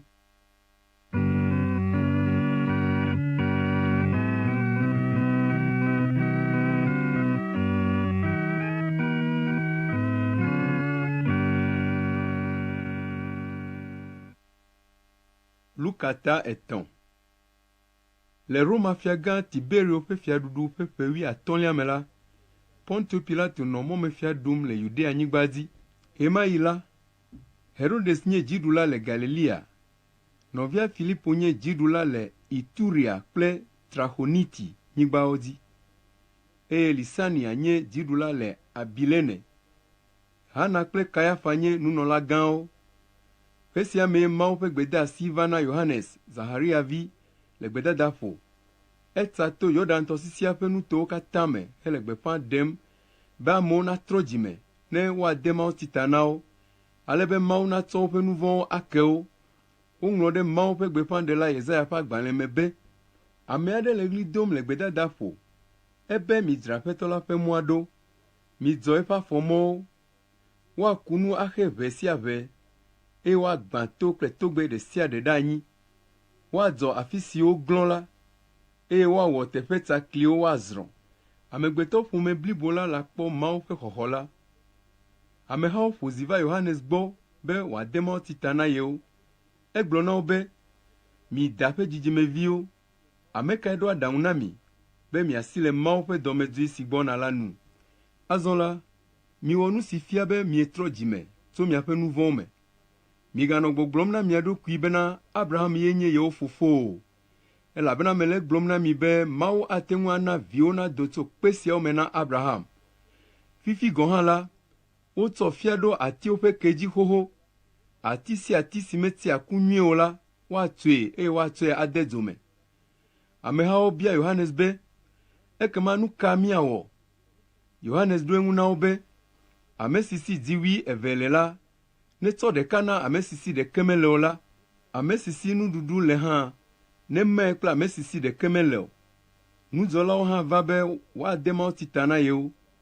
Wobia Yohanes be, nufiala, nu ka wole be miawɔ?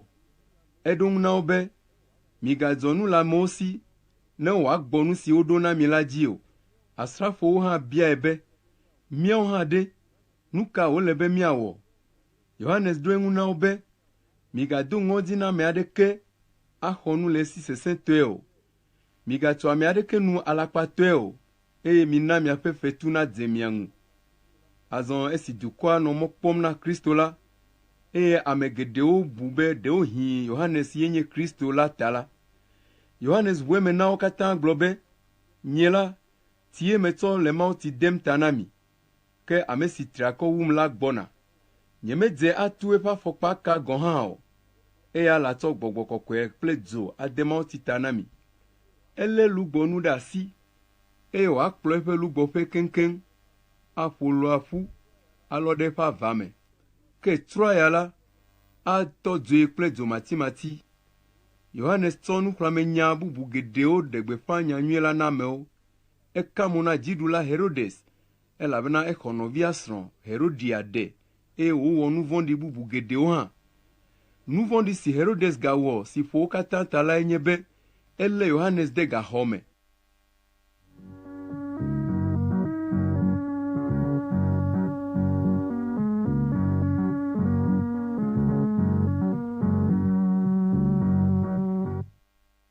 Azɔ esi Yohanes de mawutsi ta na amewo katã, eye wòde na Yesu hã vɔ la, Yesu nɔ gbe dom ɖa. Tete dziƒo nu ʋu, eye Gbɔgbɔ Kɔkɔe la le akpakpa ƒe nɔnɔme me ɖi ɖe Yesu dzi. Gbe ɖi tso dziƒo be, woe nye vinye lɔlɔ̃a, mekpɔ ŋudzedze le ŋuwò. Esi Yesu dze eƒe dɔ gɔme la, exɔ abe ƒe 50 ene, eye wònye Yosef vi le amewo ƒe susu nu. Yosef nye Eli vi, Eli nye Mata vi, Mata nye Levi vi, Levi nye Melchi vi, Melchi nye Yona vi, eye Yona nye Yosef vi. Yosef nye Matatia vi, Matatia nye Amos vi, Amos nye Nahum vi, Nahum nye Esli vi, eye Esli nye Nagai vi, Nagai nye Mahat vi, Mahat nye Matatia vi, Matatia nye Semei vi, Semei nye Yosef vi, eye Yosef nye Yuda vi, Yuda nye Yohanan vi, Yohanan nye Resa vi, Resa nye Zerubabel vi, Zerubabel nye Salatiel vi, eye Salatiel nye Neri vi, Neri nye Melchi vi, Melchi nye Adi vi, Adi nye Kosam vi, Kosam nye Elmadan vi, eye Elmadan nye vi, nye Yose vi, Yose nye Eliezer vi, Eliezer nye Yorim vi, Yorim nye Matat vi, eye Matat nye Levi vi, Levi nye Simeon vi, eye Simeon nye Yuda vi, Yuda nye Yosef vi,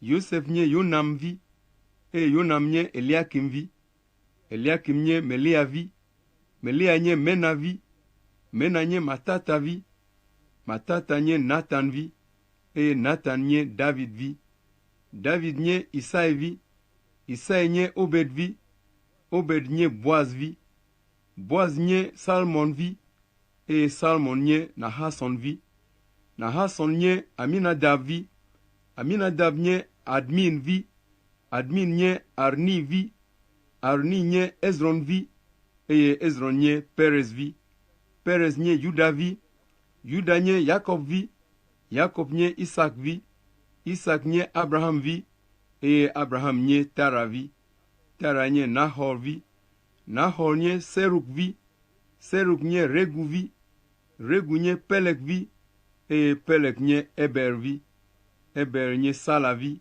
Sala nye Kainan vi, Kainan nye Arfaskad vi, Arfaskad nye Sem vi, eye Sem nye Noa vi, Noa nye Lamek vi, Lamek nye Metusala vi, Metusala nye Enoch vi, Enoch nye Yared vi, eye Yared nye Mahalalel vi, Mahalalel nye Kainan vi, Kainan nye Enos vi, Enos nye Set vi, Set nye Adam vi, eye Adam nye Mau vi.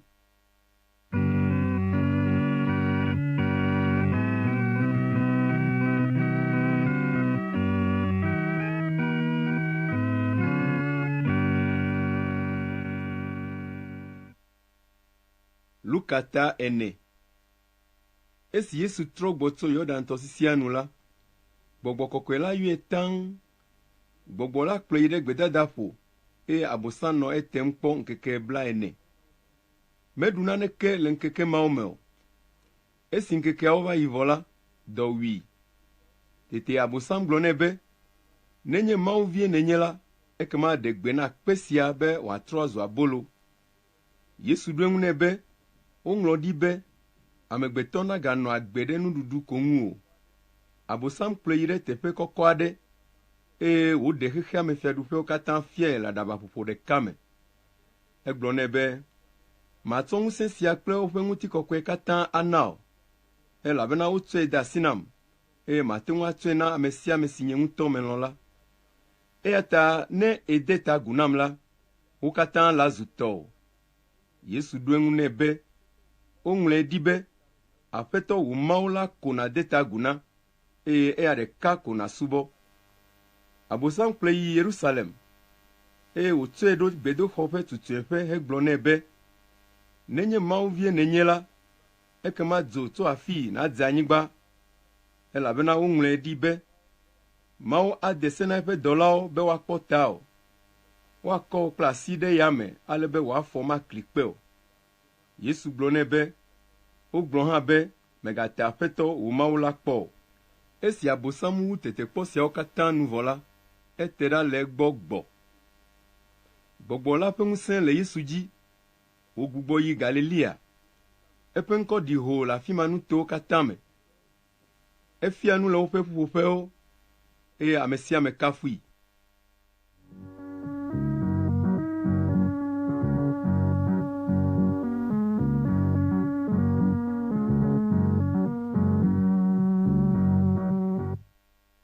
Azɔ Yesu va Nazaret, si nye du si me woti le la.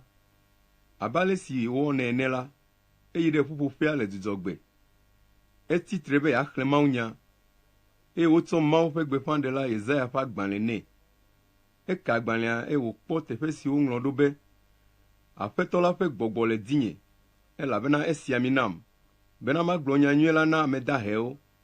Edɔm ɖa be maɖe gbeƒã na aboyomenɔlawo, be woɖe wo le game, na ŋkunɔwo, be woʋu ŋku na wo, na ame siwo te ɖe anyi la, be wokpɔ ablɔɖe, eye maɖe gbeƒã be ɣeyiɣi si Aƒetɔ la le akpɔ nublanui na amewo la ɖo. Yesu to agbalẽ la, eye wòtsɔe de dɔla la si hebɔbɔ nɔ anyi. Ame siwo katã le ƒuƒoƒea fɔ ŋku ɖe edzi dzo ɣlii. Tete wogblɔ na wo be, mawunya sia si miese la le eme vam egbe. Ameawo katã ƒo nu nyuie le Yesu ŋuti, eye amenuvenya siwo do go tso eƒe nu me la wɔ nuku na wo. Wobia be, menye Yosef vi lae nye sia oa? Yesu gblɔ na wo be, ɖikeke aɖeke mele me o, be miado lo sia nam be, dɔyɔla yɔ dɔ ɖokuiwò. Nu si miese be nèwɔ le Kapernaum dua me la, wɔe le mia de afi hã. Eyi dzi gblɔ be, le nyateƒe me la, Mawu ƒe gbeƒãɖela ɖeke ƒe nuwɔna medzia eya ŋutɔ detɔwo ŋu o. Medi be mianya nyateƒe sia, be ahosi geɖewo nɔ Israel le Elia ŋɔli, esime ku ɖi ƒe 3 ɣleti 6, eye dɔ to le anyigba blibo la dzi. Gake womeɖo Elia ɖe wo dometɔ aɖeke gbɔ. Ahosi si le Zarepta dua me, le Sidonyigba dzi la gbɔ boŋ woɖoe ɖo. Nenema ke ŋutigbalẽdɔléla geɖewo nɔ Israel, le Mawu ƒe gbeƒãɖela Elisa ŋɔli, ke womekɔ wo dometɔ aɖeke ŋuti o. Naaman Siriatɔ la boŋ ŋutie wokɔ. Esi ame siwo nɔ ƒuƒoƒea se sia la, wo katã wodo dɔmedzoe ɖe Yesu ŋu. Wotso hetu asi ʋume nɛ do goe le dua me. Wokplɔe yi ɖe to si dzi wotu dua ɖo la ƒe aganu, be woatutui aƒu aga la me, ke eya to ameawo dome hedzo.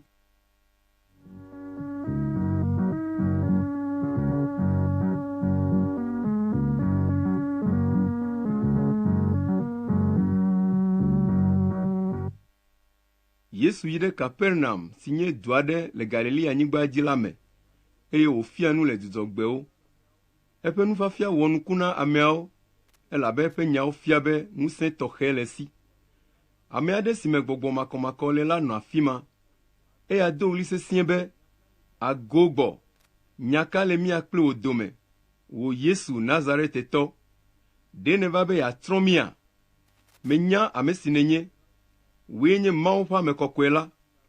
Yesu blu ɖe gbɔgbɔ la ta gblɔ nɛ be, zi ɖoɖoe eye nàdogo le eme. Esi gbɔgbɔ la ƒo ŋutsua ƒu anyi le ameawo ŋkume la, edogo le eme eye mewɔ nu vevi aɖeke o. Ame sia ame ƒe nu ku eye wogblɔ na wo nɔewo be, nya kae nye sia? Eblu ɖe gbɔgbɔ vɔ̃wo ta kple ŋusẽ eye wodogo. Yesu ƒe ŋkɔ ɖi hoo le afi ma nuto blibo la me.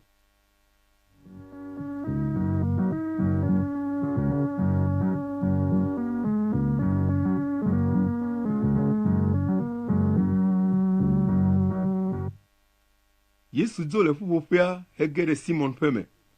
Simon lɔ̃xo le anyimlɔƒe.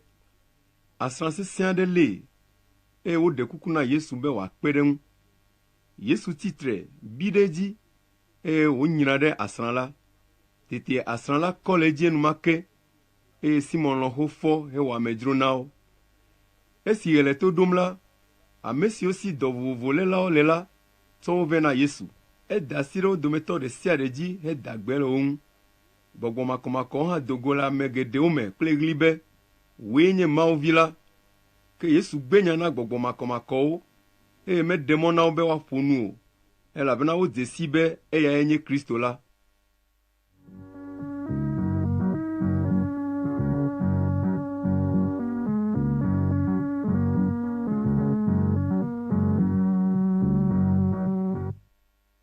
Esi ŋu ke la, Yesu dzo yi teƒe ziɖoɖoe aɖe, ke amewo di va ke ɖe ŋu, eye wodi be wòati wo gbɔ hafi.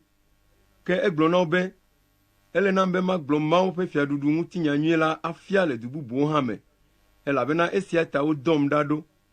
Ale Yesu yi ɖale gbeƒã ɖem le ƒuƒoƒewo le Yudeanyigba la dzi.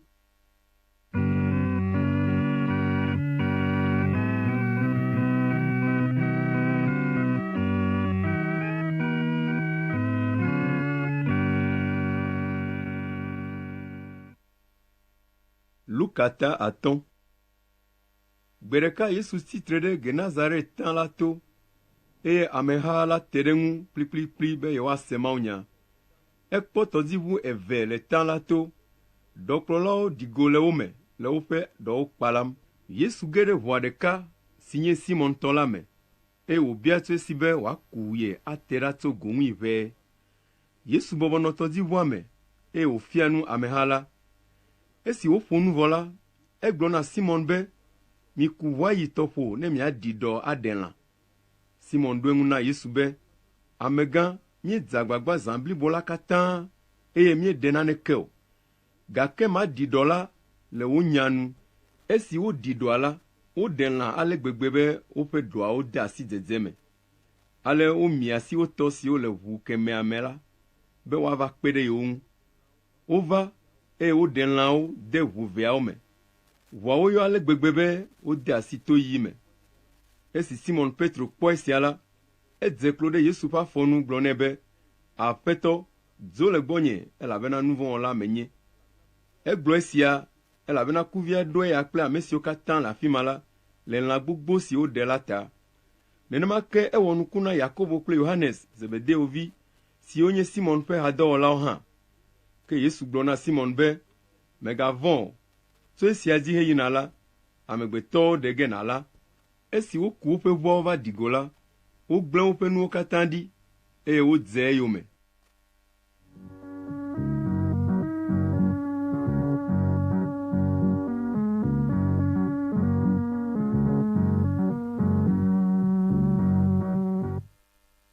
Gbe ɖeka esi Yesu le du aɖe me la, ŋutsu aɖe si le ŋutigbalẽ dɔléle vɔ̃ɖi aɖe lém la kpɔe. Esi wòkpɔ Yesu la, edze klo, tsyɔ mo anyi, eye wòɖe kuku nɛ gblɔ be, Aƒetɔ, ne elɔ̃ la, ate ŋu ana ŋutinye nakɔ. Yesu do asi ɖa ka asi ŋutsua ŋu, eye wògblɔ be, melɔ̃, ŋutiwò nekɔ. Enumake dɔléle la vɔ nɛ. Yesu de se nɛ gblɔ be, mègagblɔe na ame aɖeke o, heyi nàtsɔ ɖokuiwò fia nunɔla, eye nàna wò nunana abe ale si Mose bia la ene. atsɔ afia amewo be ŋuti wòkɔ. Ke Yesu ƒe ŋkɔ ɖi ho ɖe dziwu, eye ameha geɖewo va ƒo ƒu be yewoase eƒe nya, eye be wòada gbe le yewo ŋu. Ke Yesu dzona le ame dome yi agbedzi ɖado agbe ɖa.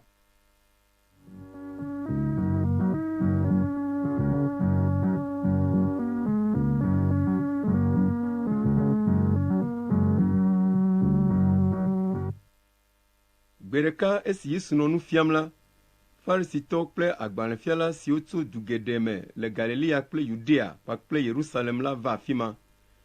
Aƒetɔ la ƒe ŋusẽ nɔ Yesu me be wòada gbe le amewo ŋu. Tete ŋutsu aɖewo kɔ lãmetututɔ aɖe ɖe aba dzi vɛ, eye wodi be yewoage ɖe teƒe si Yesu le la, atsɔ ame la aɖo eŋkume. Le ameha la ta, womete ŋu ge ɖe xɔa me o, eya ta wolia xɔa ta, ɖe mɔ to xɔgbakpeawo dome, heɖiɖi amea kple eƒe aba ɖe Yesu gbɔ le ameawo dome.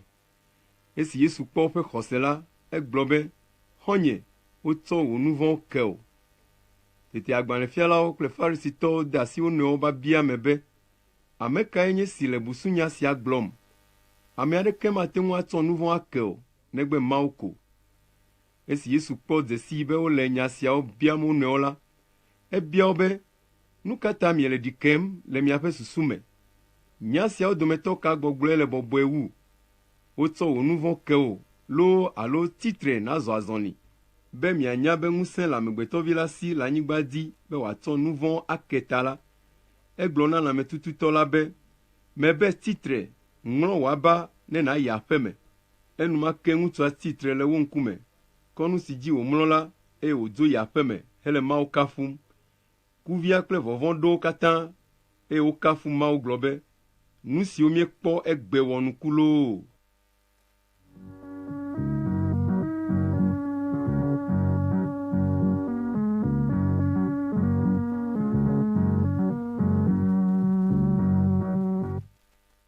Le nu siawo megbe la, Yesu dogo, eye wòkpɔ nudzɔla aɖe si ŋkɔe nye Levi, wobɔbɔ nɔ asidzɔƒe. Yesu gblɔ nɛ be, dze yonyeme. Tete Levi gblẽ nu sia nu ɖi, eye wòtso dze eyome. Levi ɖo kplɔ̃ gã aɖe na Yesu le eƒe me. Nudzɔlawo kple ame bubuwo ƒe ha gã aɖe nɔ kplɔ̃ ŋuti kpli wo. Ale Farisitɔwo kple agbalẽfialawo lĩlĩʋĩlĩʋĩ hebia Yesu ƒe nusrɔ̃lawo be, nu ka tae mieɖua nu eye mienoa nu kple nudzɔlawo kpakple ame maɖɔʋuwo? Ke Yesu ɖo eŋu na wo be, lãmesesẽtɔwo mehiã gbedala o, ke boŋ dɔnɔwoe hiãe. Nyemeva be mayɔ ame dzɔdzɔewo o, nu vɔ̃ wɔlawo boŋ yɔ ge meva be ne woatrɔ dzi me.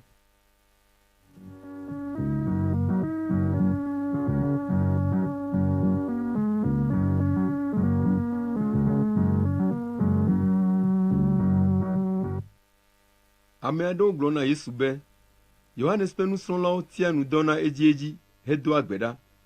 Farisitɔwo ƒe nusrɔ̃lawo hã wɔna nenema ke wò nusrɔ̃lawo ya ɖua nu eye wonoa nu ɖaa. Yesu bia wo be, ɖe miate ŋu ana ŋugbetɔsrɔ̃ la xɔlɔ̃wo ati nu adɔ, esime ŋugbetɔsrɔ̃ la le wo gbɔa? Ɣeyiɣi li gbɔna, si me woaɖe ŋugbetɔsrɔ̃ la ɖa le wo gbɔ, ema yi la woati nu adɔ. Yesu do lo aɖe hã na wo be, ame aɖeke medzea eƒe awu yeye be yeatsɔ aka awu xoxoe o. Ne ewɔe la, avuvu awu yeye la, gawu la, awu yeye kakɛ la masɔ kple awu xoxo la o. Nenema ke ame aɖeke metsɔ wain yeye dea lãgbalẽgolo xoxo me o. Ne ewɔe la, wain yeye la awo lãgbalẽgoloa, aha la ŋutɔ aƒu gbe, eye lãgbalẽgoloa hã agblẽ. Eya ta ele be woatsɔ wain yeye ade lãgbalẽgolo yeye me. Gawu la, ame aɖeke menoa wain xoxo vɔ, gadia yeyea o, elabena egblɔna be, xoxoa nyo wu.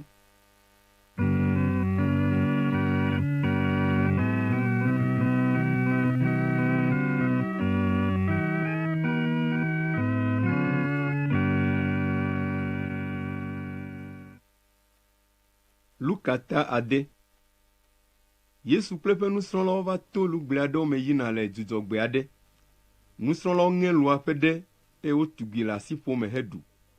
Tete Farisitɔwo dometɔ aɖewo bia wo be, nu ka ta miele nu si sea meɖe mɔ be woawɔ le dzudzɔgbe o la wɔm? Yesu ɖo eŋu na wo be, Miexlẽ nu si David wɔ esi dɔ wu eya kple ŋutimewo kpɔa. Ege ɖe mawuxɔa me hetsɔ vɔsabolo la. Togbɔ be se meɖe mɔ be ame bubu aɖeke naɖui o, negbe nunɔlawo ko hã la, eya ɖui, eye wòtsɔ ɖe na eŋutimewo hã woɖu. Yesu wue nu kple nya sia be, Amegbetɔvi la kpɔ ŋusẽ ɖe Dzudzɔgbe la dzi.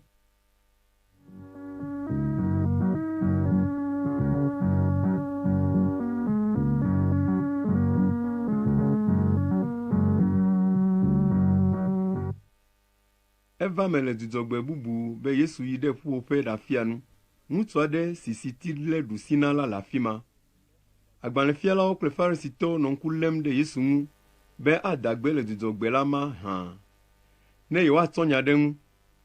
Yesu dze si woƒe susu, eye wògblɔ na ame si siti lé asi na la be, va tsitre ɖe afii. Etso, eye wòyi ɖatsitre ɖi. Yesu gblɔ na ameawo be, mabia mi se, ele sia nu be le Dzudzɔgbe la, woawɔ nu nyuie loo alo woawɔ nu vɔ̃ɖia? Woɖe mɔ be woaxɔ ame ɖe agbe loo alo woana wòatsrɔ̃a? Yesu tsa ŋku le ameawo katã dzi godoo hegblɔ na amea be, mlɔ asi. Ŋutsua mlɔ eƒe asi tete asia ɖɔ ɖo. Ke ameawo dze agbo ŋutɔ, eye woda aɖaŋu le wo nɔewo dome le nu si woawɔ Yesu ŋuti.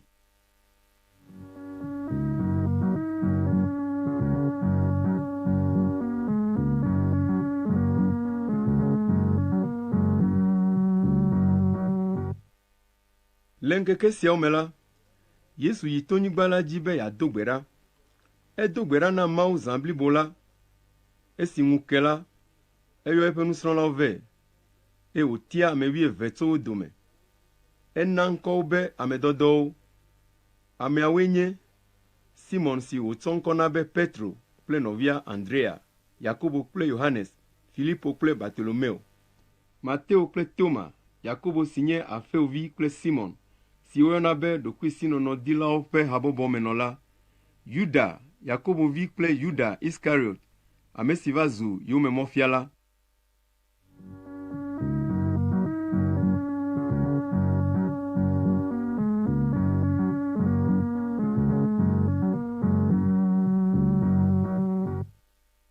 Yesu ɖi tso toawo dzi kple eƒe amedɔdɔwo va gbadzaƒe, afi si eƒe nusrɔ̃la bubu geɖewo kple ameha gã aɖe ƒo ƒu ɖo. Amewo tso Yudea kple Yerusalem, Tiro kple Sidon ƒutanuto katã me va be yewoase Yesu ƒe nya, eye be wòada gbe le yewo ŋu. Ame siwo gbɔgbɔ vɔ̃wo le fu ɖem na la hã nɔ wo dome va, eye Yesu da gbe le wo ŋu. Ame sia ame di be yeaka asi Yesu ŋu. Yesu fɔ mo dzi kpɔ eƒe nusrɔ̃lawo, eye wògblɔ na wo be, Mawu yra mi ame siwo da he la, elabena Mawu fiaɖuƒea nye mia tɔ. Mawu yra mi ame siwo dɔ le wuwum fifia la, elabena miaɖi ƒo. Mawu yra mi ame siwo le avi fam fifia la, elabena miako nu. Mawu yra mi ne amewo lé fu mi, ne woɖe mi le woƒe ha me, ne wodzu mi, eye woƒo nu vɔ̃ le mia ŋu le Amegbetɔvi la ta. Mitso aseye, eye miti kpo kple dzidzɔ gbe ma gbe. Fetu sɔgbɔ le dziƒo na mi, elabena alea ke wo fofo wɔ ɖe Mawu ƒe gbeƒãɖelawo hã ŋu va yi. Ke mi kesinɔtɔwo, baba na mi, elabena miekpɔ miaƒe dzidzeme xoxo. Mi ame siwo ɖi ƒo fifia, baba na mi, elabena dɔ le mia wu ge. Mi ame siwo le nu kom fifia, baba na mi, elabena miele konyi fa ge afa avi. Baba na mi ne amewo katã ƒo nu nyuie le mia ŋu, elabena nenema ke wo fofowo kafu aʋatsogbeƒãɖelawoe va yi.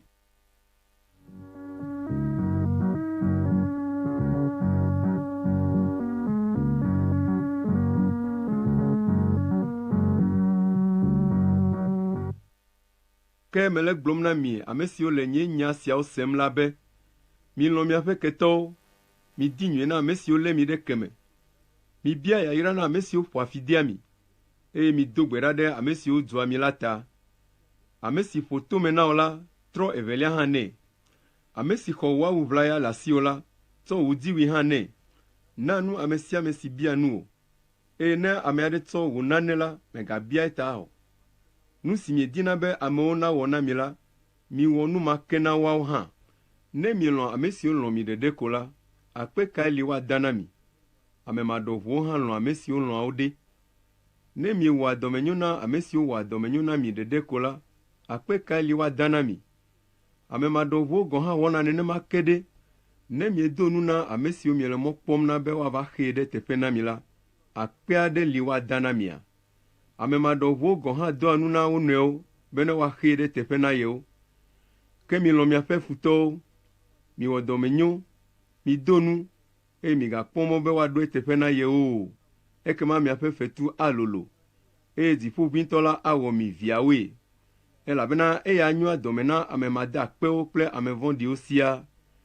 Mizu nublanuikpɔlawo abe ale si mia fofo hã nye nublanuikpɔla ene.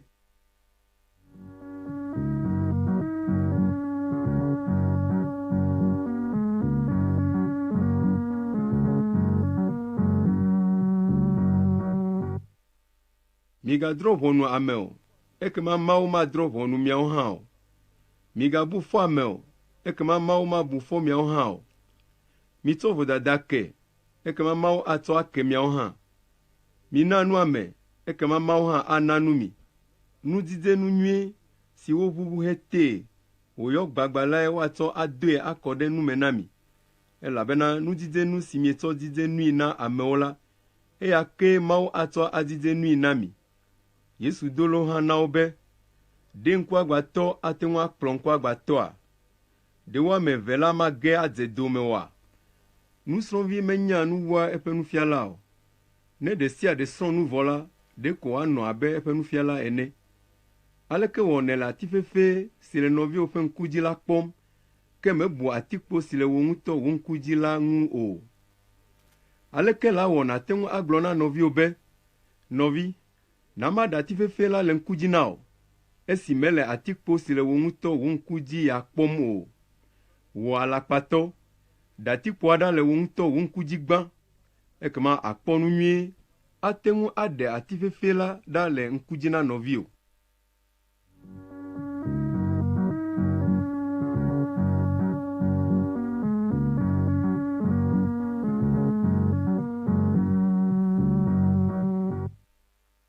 Ati nyui aɖeke metia ku manyomanyo o, eye ati manyomanyo aɖeke hã metia ku nyui o. Ati si ati ƒe kutsetsewo tsɔna dze asi ati si ƒomevi wònye. Womegbea gbo le srɛ̃ dzi o, eye nenema ke womegbea wainkpo le aŋɔka dzi o. Ame nyui la, nu nyui siwo wòdzra ɖo ɖe eƒe dzime la mee wòɖea nu nyuiwo ɖe go tsonɛ. Ke ame vɔ̃ɖi la, nu baɖa siwo wòdzra ɖo ɖe eƒe dzime la mee wòɖea nu vɔ̃ɖiwo ɖe go tsonɛ. Elabena nu si yɔ ame ƒe dzime taŋ lae eƒe nu gblɔna.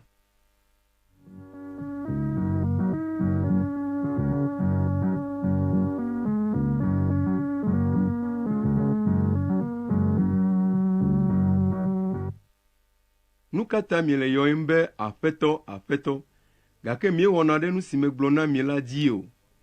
Ame sia ame si va gbɔnye, eye wosea nye nyawo hewɔa wo dzi la, mafia ame si woɖi la mi. Eɖi ame aɖe si di be yeatu xɔ. Eɖe do wo goglo, eye wòɖo xɔa gɔme anyi ɖe kpe dzi. Tɔwo ɖɔ, eye ahomtu va lɔ xɔ la, ke memu o, elabe wotui nyuie. Ke ame si se nye nyawo, eye mewɔ wo dzi o la, le abe ame aɖe si tu eƒe xɔ ɖe ke me, eye gɔmeɖoɖo meli nɛ o la ene. Esi tɔ ɖɔ va lɔ xɔa la, emu enumake dze anyi hekaka keŋkeŋ.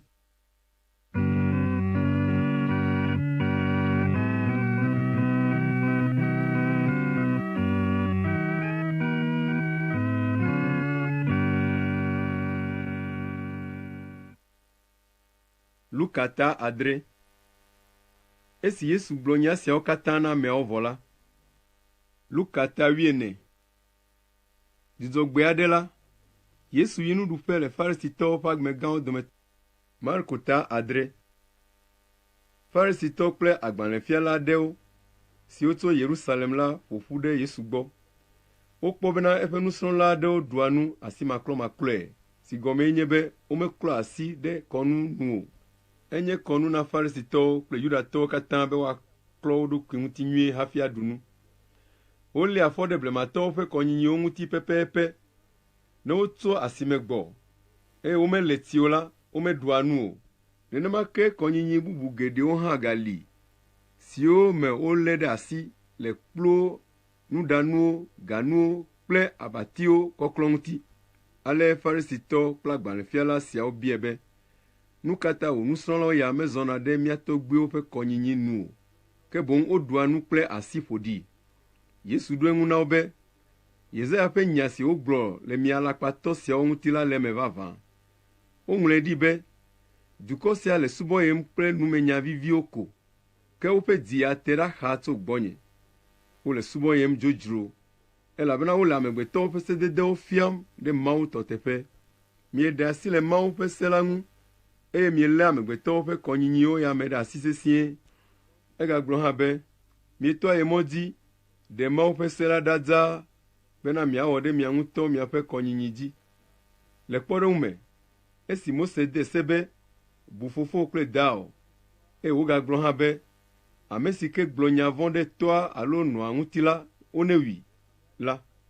Miawo ya miebe, ne ame aɖe agblɔ na edzilawo be, nunana si matsɔ na mi, alo viɖe si miakpɔ tso gbɔnye hafi la, zu vɔsanu na Mawu la, ekema megahiã be wòawɔ naneke na edzilawo o. Ale miewɔ be Mawu ƒe nya ɖi gbɔlo to miaƒe kɔnyinyi si miefiana la me. Miewɔa nu bubu geɖe siwo ɖi esiawo tɔgbi.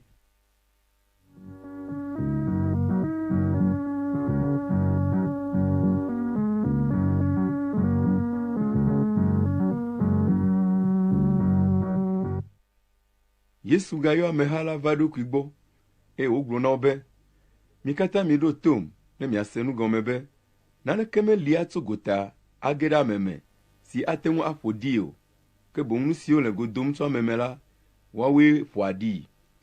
Esi wòdzo le ameha la gbɔ yi aƒe me la, eƒe nusrɔ̃lawo bia lolodo la gɔmee. Eɖo ŋu na wo be, ame mase nu gɔmewo miawo hã mienyea? Ɖe miedze sii bena nu sia nu si tsoa gota yina ɖe ame me la, mate ŋu aƒo ɖii oa? Elabena menye ame ƒe dzi mee wògena ɖo o, ke boŋ eƒe dɔ mee woyina, eye wòdenɛ le nugodo. Yesu fia le esia me be, nuɖuɖuwo katã ŋu kɔ. Egblɔ be, nu si doa go tso ame me lae ƒoa ɖi ame, elabena ame ƒe dzi me kee susu vɔ̃wo doa go. Atrewɔwɔ, fififi, amewuwu, ahasiwɔwɔ, ŋubabiã, nuvɔ̃ɖiwɔwɔ, amebeble, hadzedze, ŋuʋaʋã, busubɔbɔ, dada kple movidzɔdzɔ. Nu vɔ̃ɖi siawo katã doa go tso ame me, eye woawoe ƒoa ɖi ame.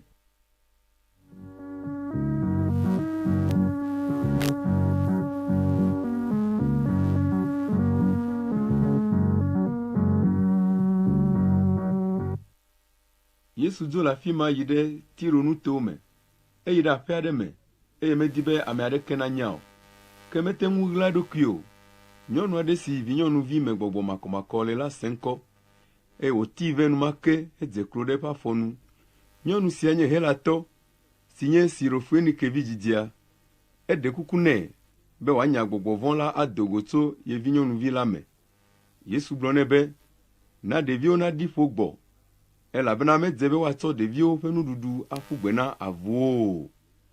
Nyɔnu la ɖo eŋu nɛ be, amegã, ele nenema baa, gake avu siwo le nuɖukplɔ te la hã ɖua ɖeviwo ƒe nuɖuɖu siwo duduna la ya faa ɖe.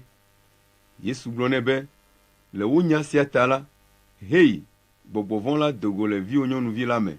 Nyɔnua yi aƒe me, eye wòkpɔ ɖevia wòmlɔ anyi ɖe aba dzi. Gbɔgbɔ vɔ̃ la do le eme.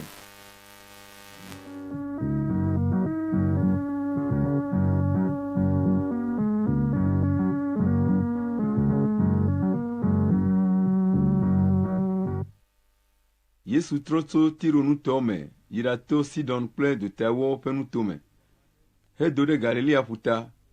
Tete wotsɔ ame aɖe si nye tokunɔ, eye wòkɔkɔna la va egbɔ, eye woɖe kuku nɛ be wòada asi ɖe edzi. Yesu ɖe kpɔ ŋutsua tso ameha la gbɔ, tsɔ eƒe asibidɛwo de eƒe towo me, eye wòɖe ta ɖo ŋutsua ƒe aɖe nu. Azɔ Yesu kpɔ dziƒo ɖe hũu hegblɔ nɛ be, ʋu, si nye Efata le Hebrigbe me. Enumake eƒe to ʋu, eƒe aɖeka hã ɖɔ ɖo, eye wòƒo nu nyuie. Yesu de se be womegagblɔ nya la na ame aɖeke o, gake zi geɖe ale si wòde se na woe la, zi geɖe wu wokaka nya lae. Ame siwo katã se la ƒe mo wɔ ya ŋutɔ, eye wogblɔ be eɖɔ nuwo katã ɖo pɛ, ena tokunɔwo se nu, eye aɖetututɔwo hã ƒo nu.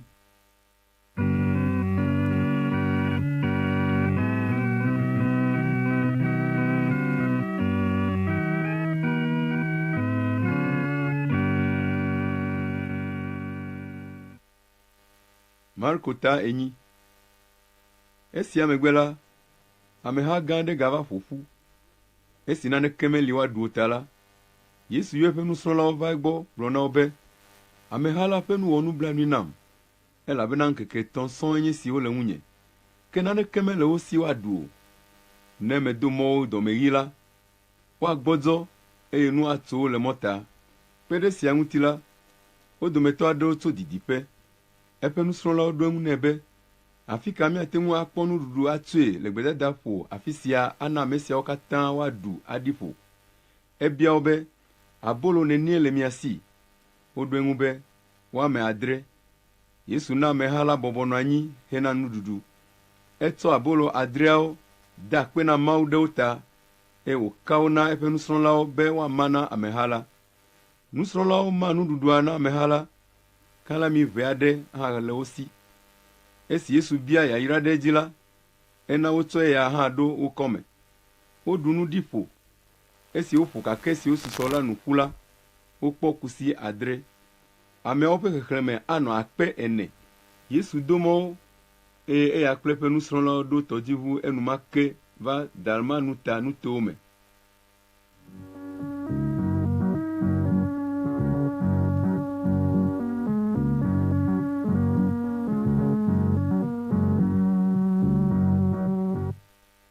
Farisitɔwo va do, eye wode asi nyahehe me kplii.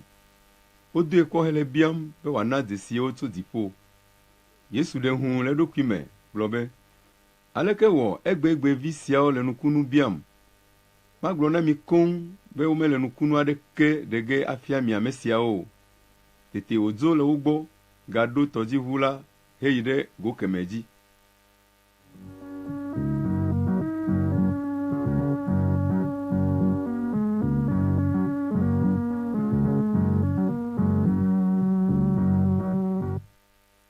Nusrɔ̃lawo meɖo ŋku edzi tsɔ abolo ɖe asi o, ɖeka koe ti ʋua me na wo. Yesu xlɔ̃ nuwo be, mikpɔ nyuie milé be na mia ɖokui le Farisitɔwo ƒe amawɔʋãnu kple Herodes ƒe amawɔʋãnu ŋuti. Eƒe nusrɔ̃lawo dzro nya la me sẽe hegblɔ be, edze ƒãa be esi mietsɔ abolo ɖe asi o tae wòle nya siawo gblɔm ɖo. Yesu see, eye wòbia wo be, nu ka ta miaƒe abolo matsɔmatsɔ le fu ɖem na mi? Ɖe miese nu gɔme alo kpɔ nu dzesi kpɔ haɖe oa? Miaƒe susu me gado viviti koa? Miekpɔa nua? Miesea nua? Mieɖoa ŋku nu dzi oa? Esi mema abolo 5 na ame 50,000 la, gake siwo susɔ la, kusi nenie miefɔ? Woɖo eŋu be 12. Abolo 7 si mema na ame 40,000 ɖe, kusi neni mee miefɔ gake kpɔtɔeawo ɖo? Woɖo eŋu nɛ be, woame 7. Yesu bia wo be, eme mekɔ na mi kpɔa?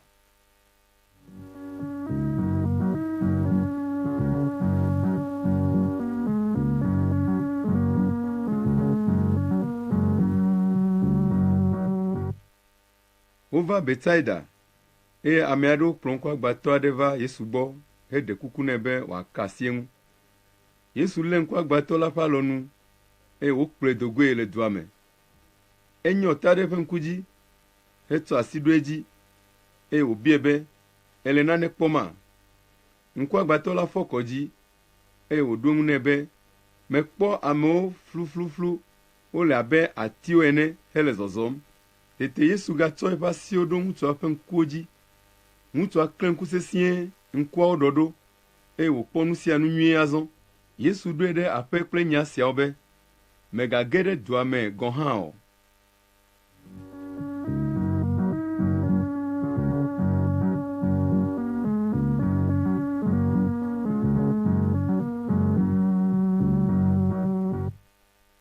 Yesu kple eƒe nusrɔ̃lawo dze mɔ yi kɔƒe siwo ƒo xlã Kaesarea Filipi du la me. Le mɔta la, ebia eƒe nusrɔ̃lawo be, ame ka amewo gblɔna be menye? Woɖo eŋu nɛ be, ame aɖewo be wòe nye Yohanes Mawutsidetanamela, bubuwo be Eliyae nenye, eye ame bubu aɖewo hã be Mawu ƒe gbeƒãɖelawo dometɔ ɖekae nenye. Yesu bia wo be, ke miawo ya ɖe, ame kae menye le mia gbɔ? Petro ɖo eŋu nɛ be, wòe nye Kristo la. Yesu de se na wo be, womegaƒo nu le nya sia ŋuti na ame aɖeke o.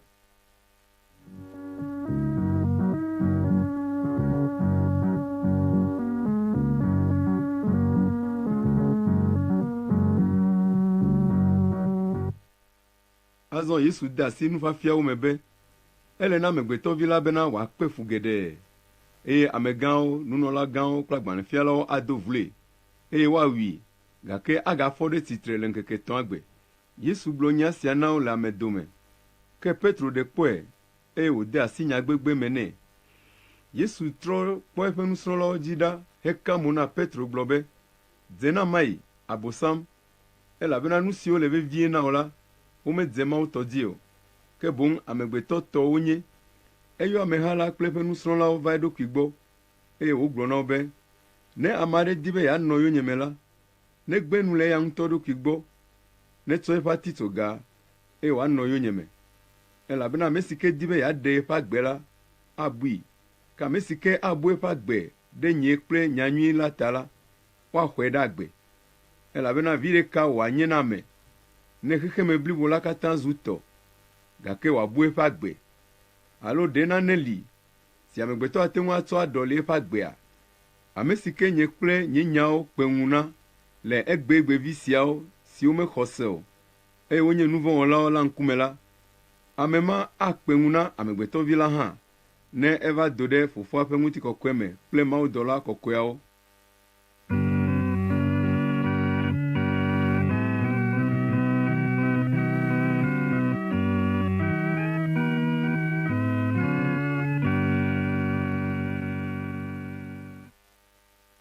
Marko ta 9. Yesu ye dzi gblɔ be, nyateƒe tututu wònye to mele na mi, be ame aɖewo le mia dome le afi sia, siwo maku hafi Mawu ƒe fiaɖuɖu la ava ŋusẽtɔe o.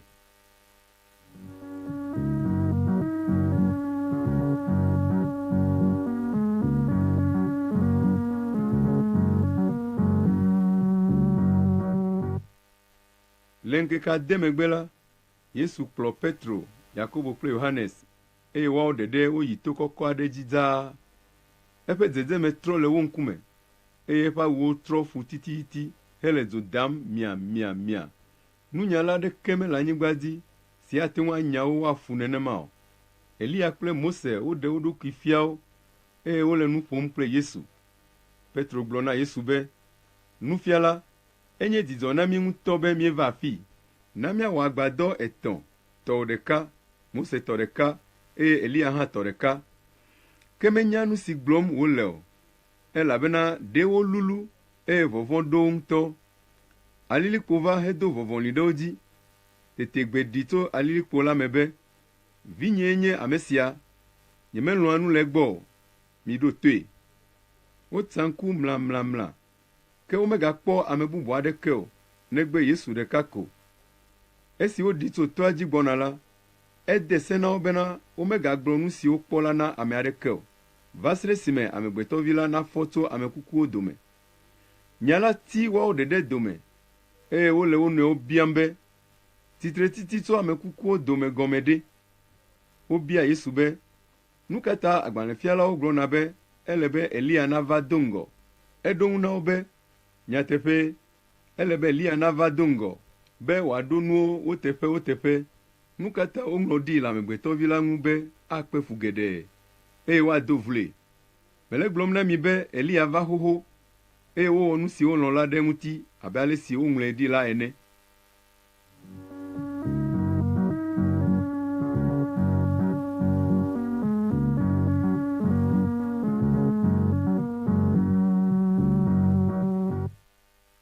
Esi wova ɖo nusrɔ̃la bubuawo gbɔ la, wokpɔ ameha gã aɖe ƒo xlã wo, eye agbalẽfialawo le nya hem kpli wo. Esi ameha la kpɔ Yesu la, woɖi vo ŋutɔ, tete woƒu du yi egbɔ hedo gbe nɛ. Yesu bia eƒe nusrɔ̃lawo be, nya ka hem miele kpli wo? Ameha la dometɔ ɖeka ɖo eŋu nɛ be, nufiala, nyee kplɔ vinye ŋutsuvi va gbɔwòe, elabena gbɔgbɔ maƒonu le eme.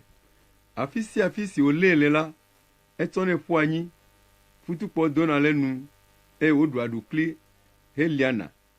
Mebia wò nusrɔ̃lawo bena woanye adogoe, ke womete ŋui o. Yesu gblɔ na wo be, o dzidzime maxɔse, ɖe manɔ mia gbɔ ɖaa? Va se ɖe ka ye mado dzi ahe mi ase ɖo? Mikplɔe va gbɔnyee. Wokplɔ ŋutsuvia va Yesu gbɔ. Esi gbɔgbɔ la kpɔ Yesu la, enyama ɖevi la wòdze anyi enumake hele mimlim, eye futukpɔ le dodom le enu. Yesu bia ŋutsuvia fofo be, eka yi dɔlélea dze egɔme? Eɖo ŋu be, tso keke eƒe ɖevi me kee. Enu la, etsɔnɛ ƒua dzome kple time gɔ̃, bena yeawui. Ke ne ate ŋu awɔ nane la, kpɔ míaƒe nublanui ne nàkpe ɖe mía ŋu. Yesu gblɔ be, ɖene be ne nye mate ŋuia. Nu sia nu le bɔbɔe na ame si xɔse la. Enumake ɖevia fofo do ɣli be, mexɔse, ke nye xɔse mesɔ gbɔ, kpe ɖe ŋunye wòadzi ɖe edzi. Esi Yesu kpɔ be ameha aɖe le du dzi gbɔna la, eblu ɖe gbɔgbɔ makɔmakɔ la ta be, wò gbɔgbɔ tokunɔ aɖetututɔ, dogo le ɖevia me, eye megage ɖe me azɔ gbeɖe o. Gbɔgbɔ la nyama ɖevia, hedo ɣli sesĩe, eye wòdogo le me. Ɖevia zu abe ame kuku ene, ale be ameawo dometɔ geɖewo gblɔ be eku. Ke Yesu lé eƒe alɔnu hekɔe dzi, eye wòtso ɖe tsitrenu. Emegbe esi Yesu yi aƒe me la, eƒe nusrɔ̃lawo ɖeɖe biae dzaa be, aleke wɔ míawo ya míete ŋu nya gbɔgbɔ vɔ̃ la dogoe o. Egblɔ na wo be, esia ƒomevi ya la, womate ŋu anye adogoe to mɔ bubu aɖeke dzi o, negbe to gbedodoɖa me ko.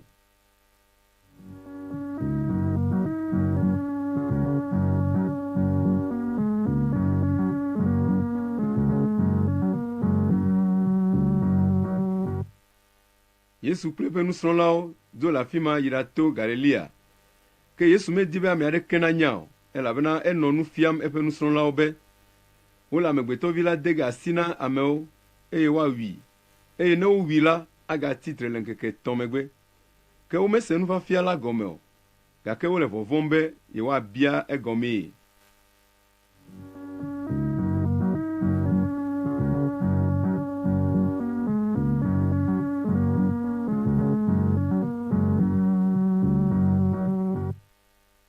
Wova Kapernaum, eye esi wòge ɖe aƒe me la, Yesu bia eƒe nusrɔ̃lawo be, nu ka ŋue mienɔ ɖi kem le mɔ dzi?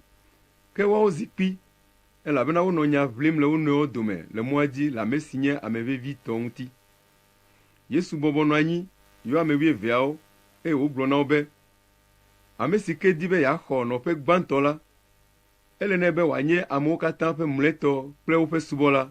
Ekplɔ ɖevi sue aɖe va wo dome, eye esi wòlée ɖe akɔnu la, egblɔ na wo be, ame si axɔ ɖevi siawo dometɔ ɖeka le tanye la, nyee wòxɔ, eye ame si xɔm la, menye nyee wòxɔ o, ke boŋ exɔ ame si dɔm ɖo ɖa la.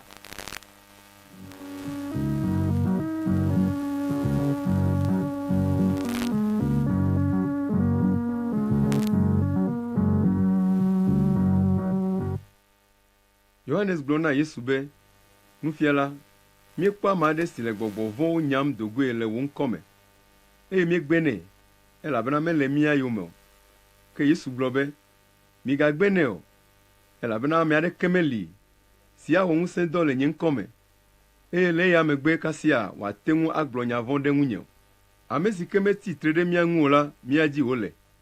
Nyateƒe to mele na mi bena, ne ame aɖe ana tsikplu ɖeka mi be miano, le esi Kristo ƒe ŋkɔ le mia ŋuti ta la, axɔ eŋuti teƒe ɖoɖo godoo.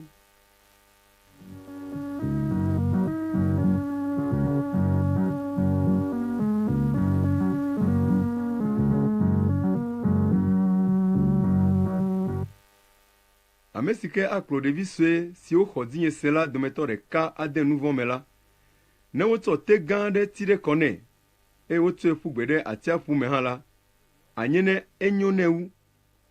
Ne wò asi heawo dea nu vɔ̃ me la, lãe ɖa. Enyo na wò be nàti asi ɖeka age ɖe agbe la me, wu be asi eve nanɔe na wò nàhayi dzomavɔ me. Ne wò afɔ kplɔ wò dea nu vɔ̃ me la, lãe ɖa.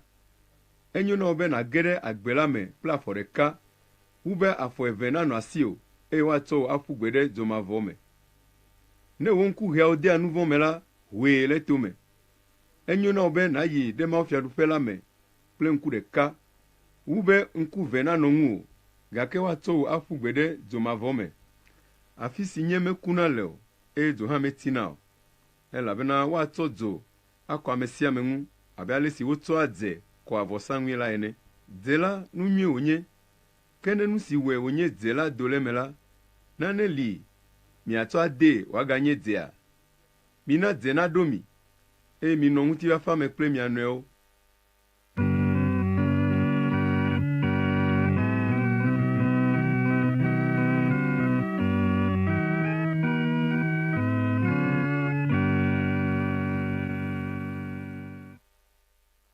Marko ta ewo. Yesu dzo le afi ma yi Yudea nuto me kple Yɔdan godo. Ameha gaƒo ƒu ɖe ŋu, eye wogafia nuwo abe ale si wowɔna la ene. Farisitɔ aɖewo va le etem kpɔ hebie be woɖe mɔ be ŋutsu nagbe srɔ̃a. Yesu bia wo be, se kae Mose de na mi? Wogblɔ be, Mose ɖe mɔ be ŋutsu naŋlɔ srɔ̃gbegbalẽ, ekema wòaɖe asi le srɔ̃a ŋu. Yesu gblɔ na wo be, miaƒe tosesẽ tae Mose ŋlɔ se sia na mi ɖo.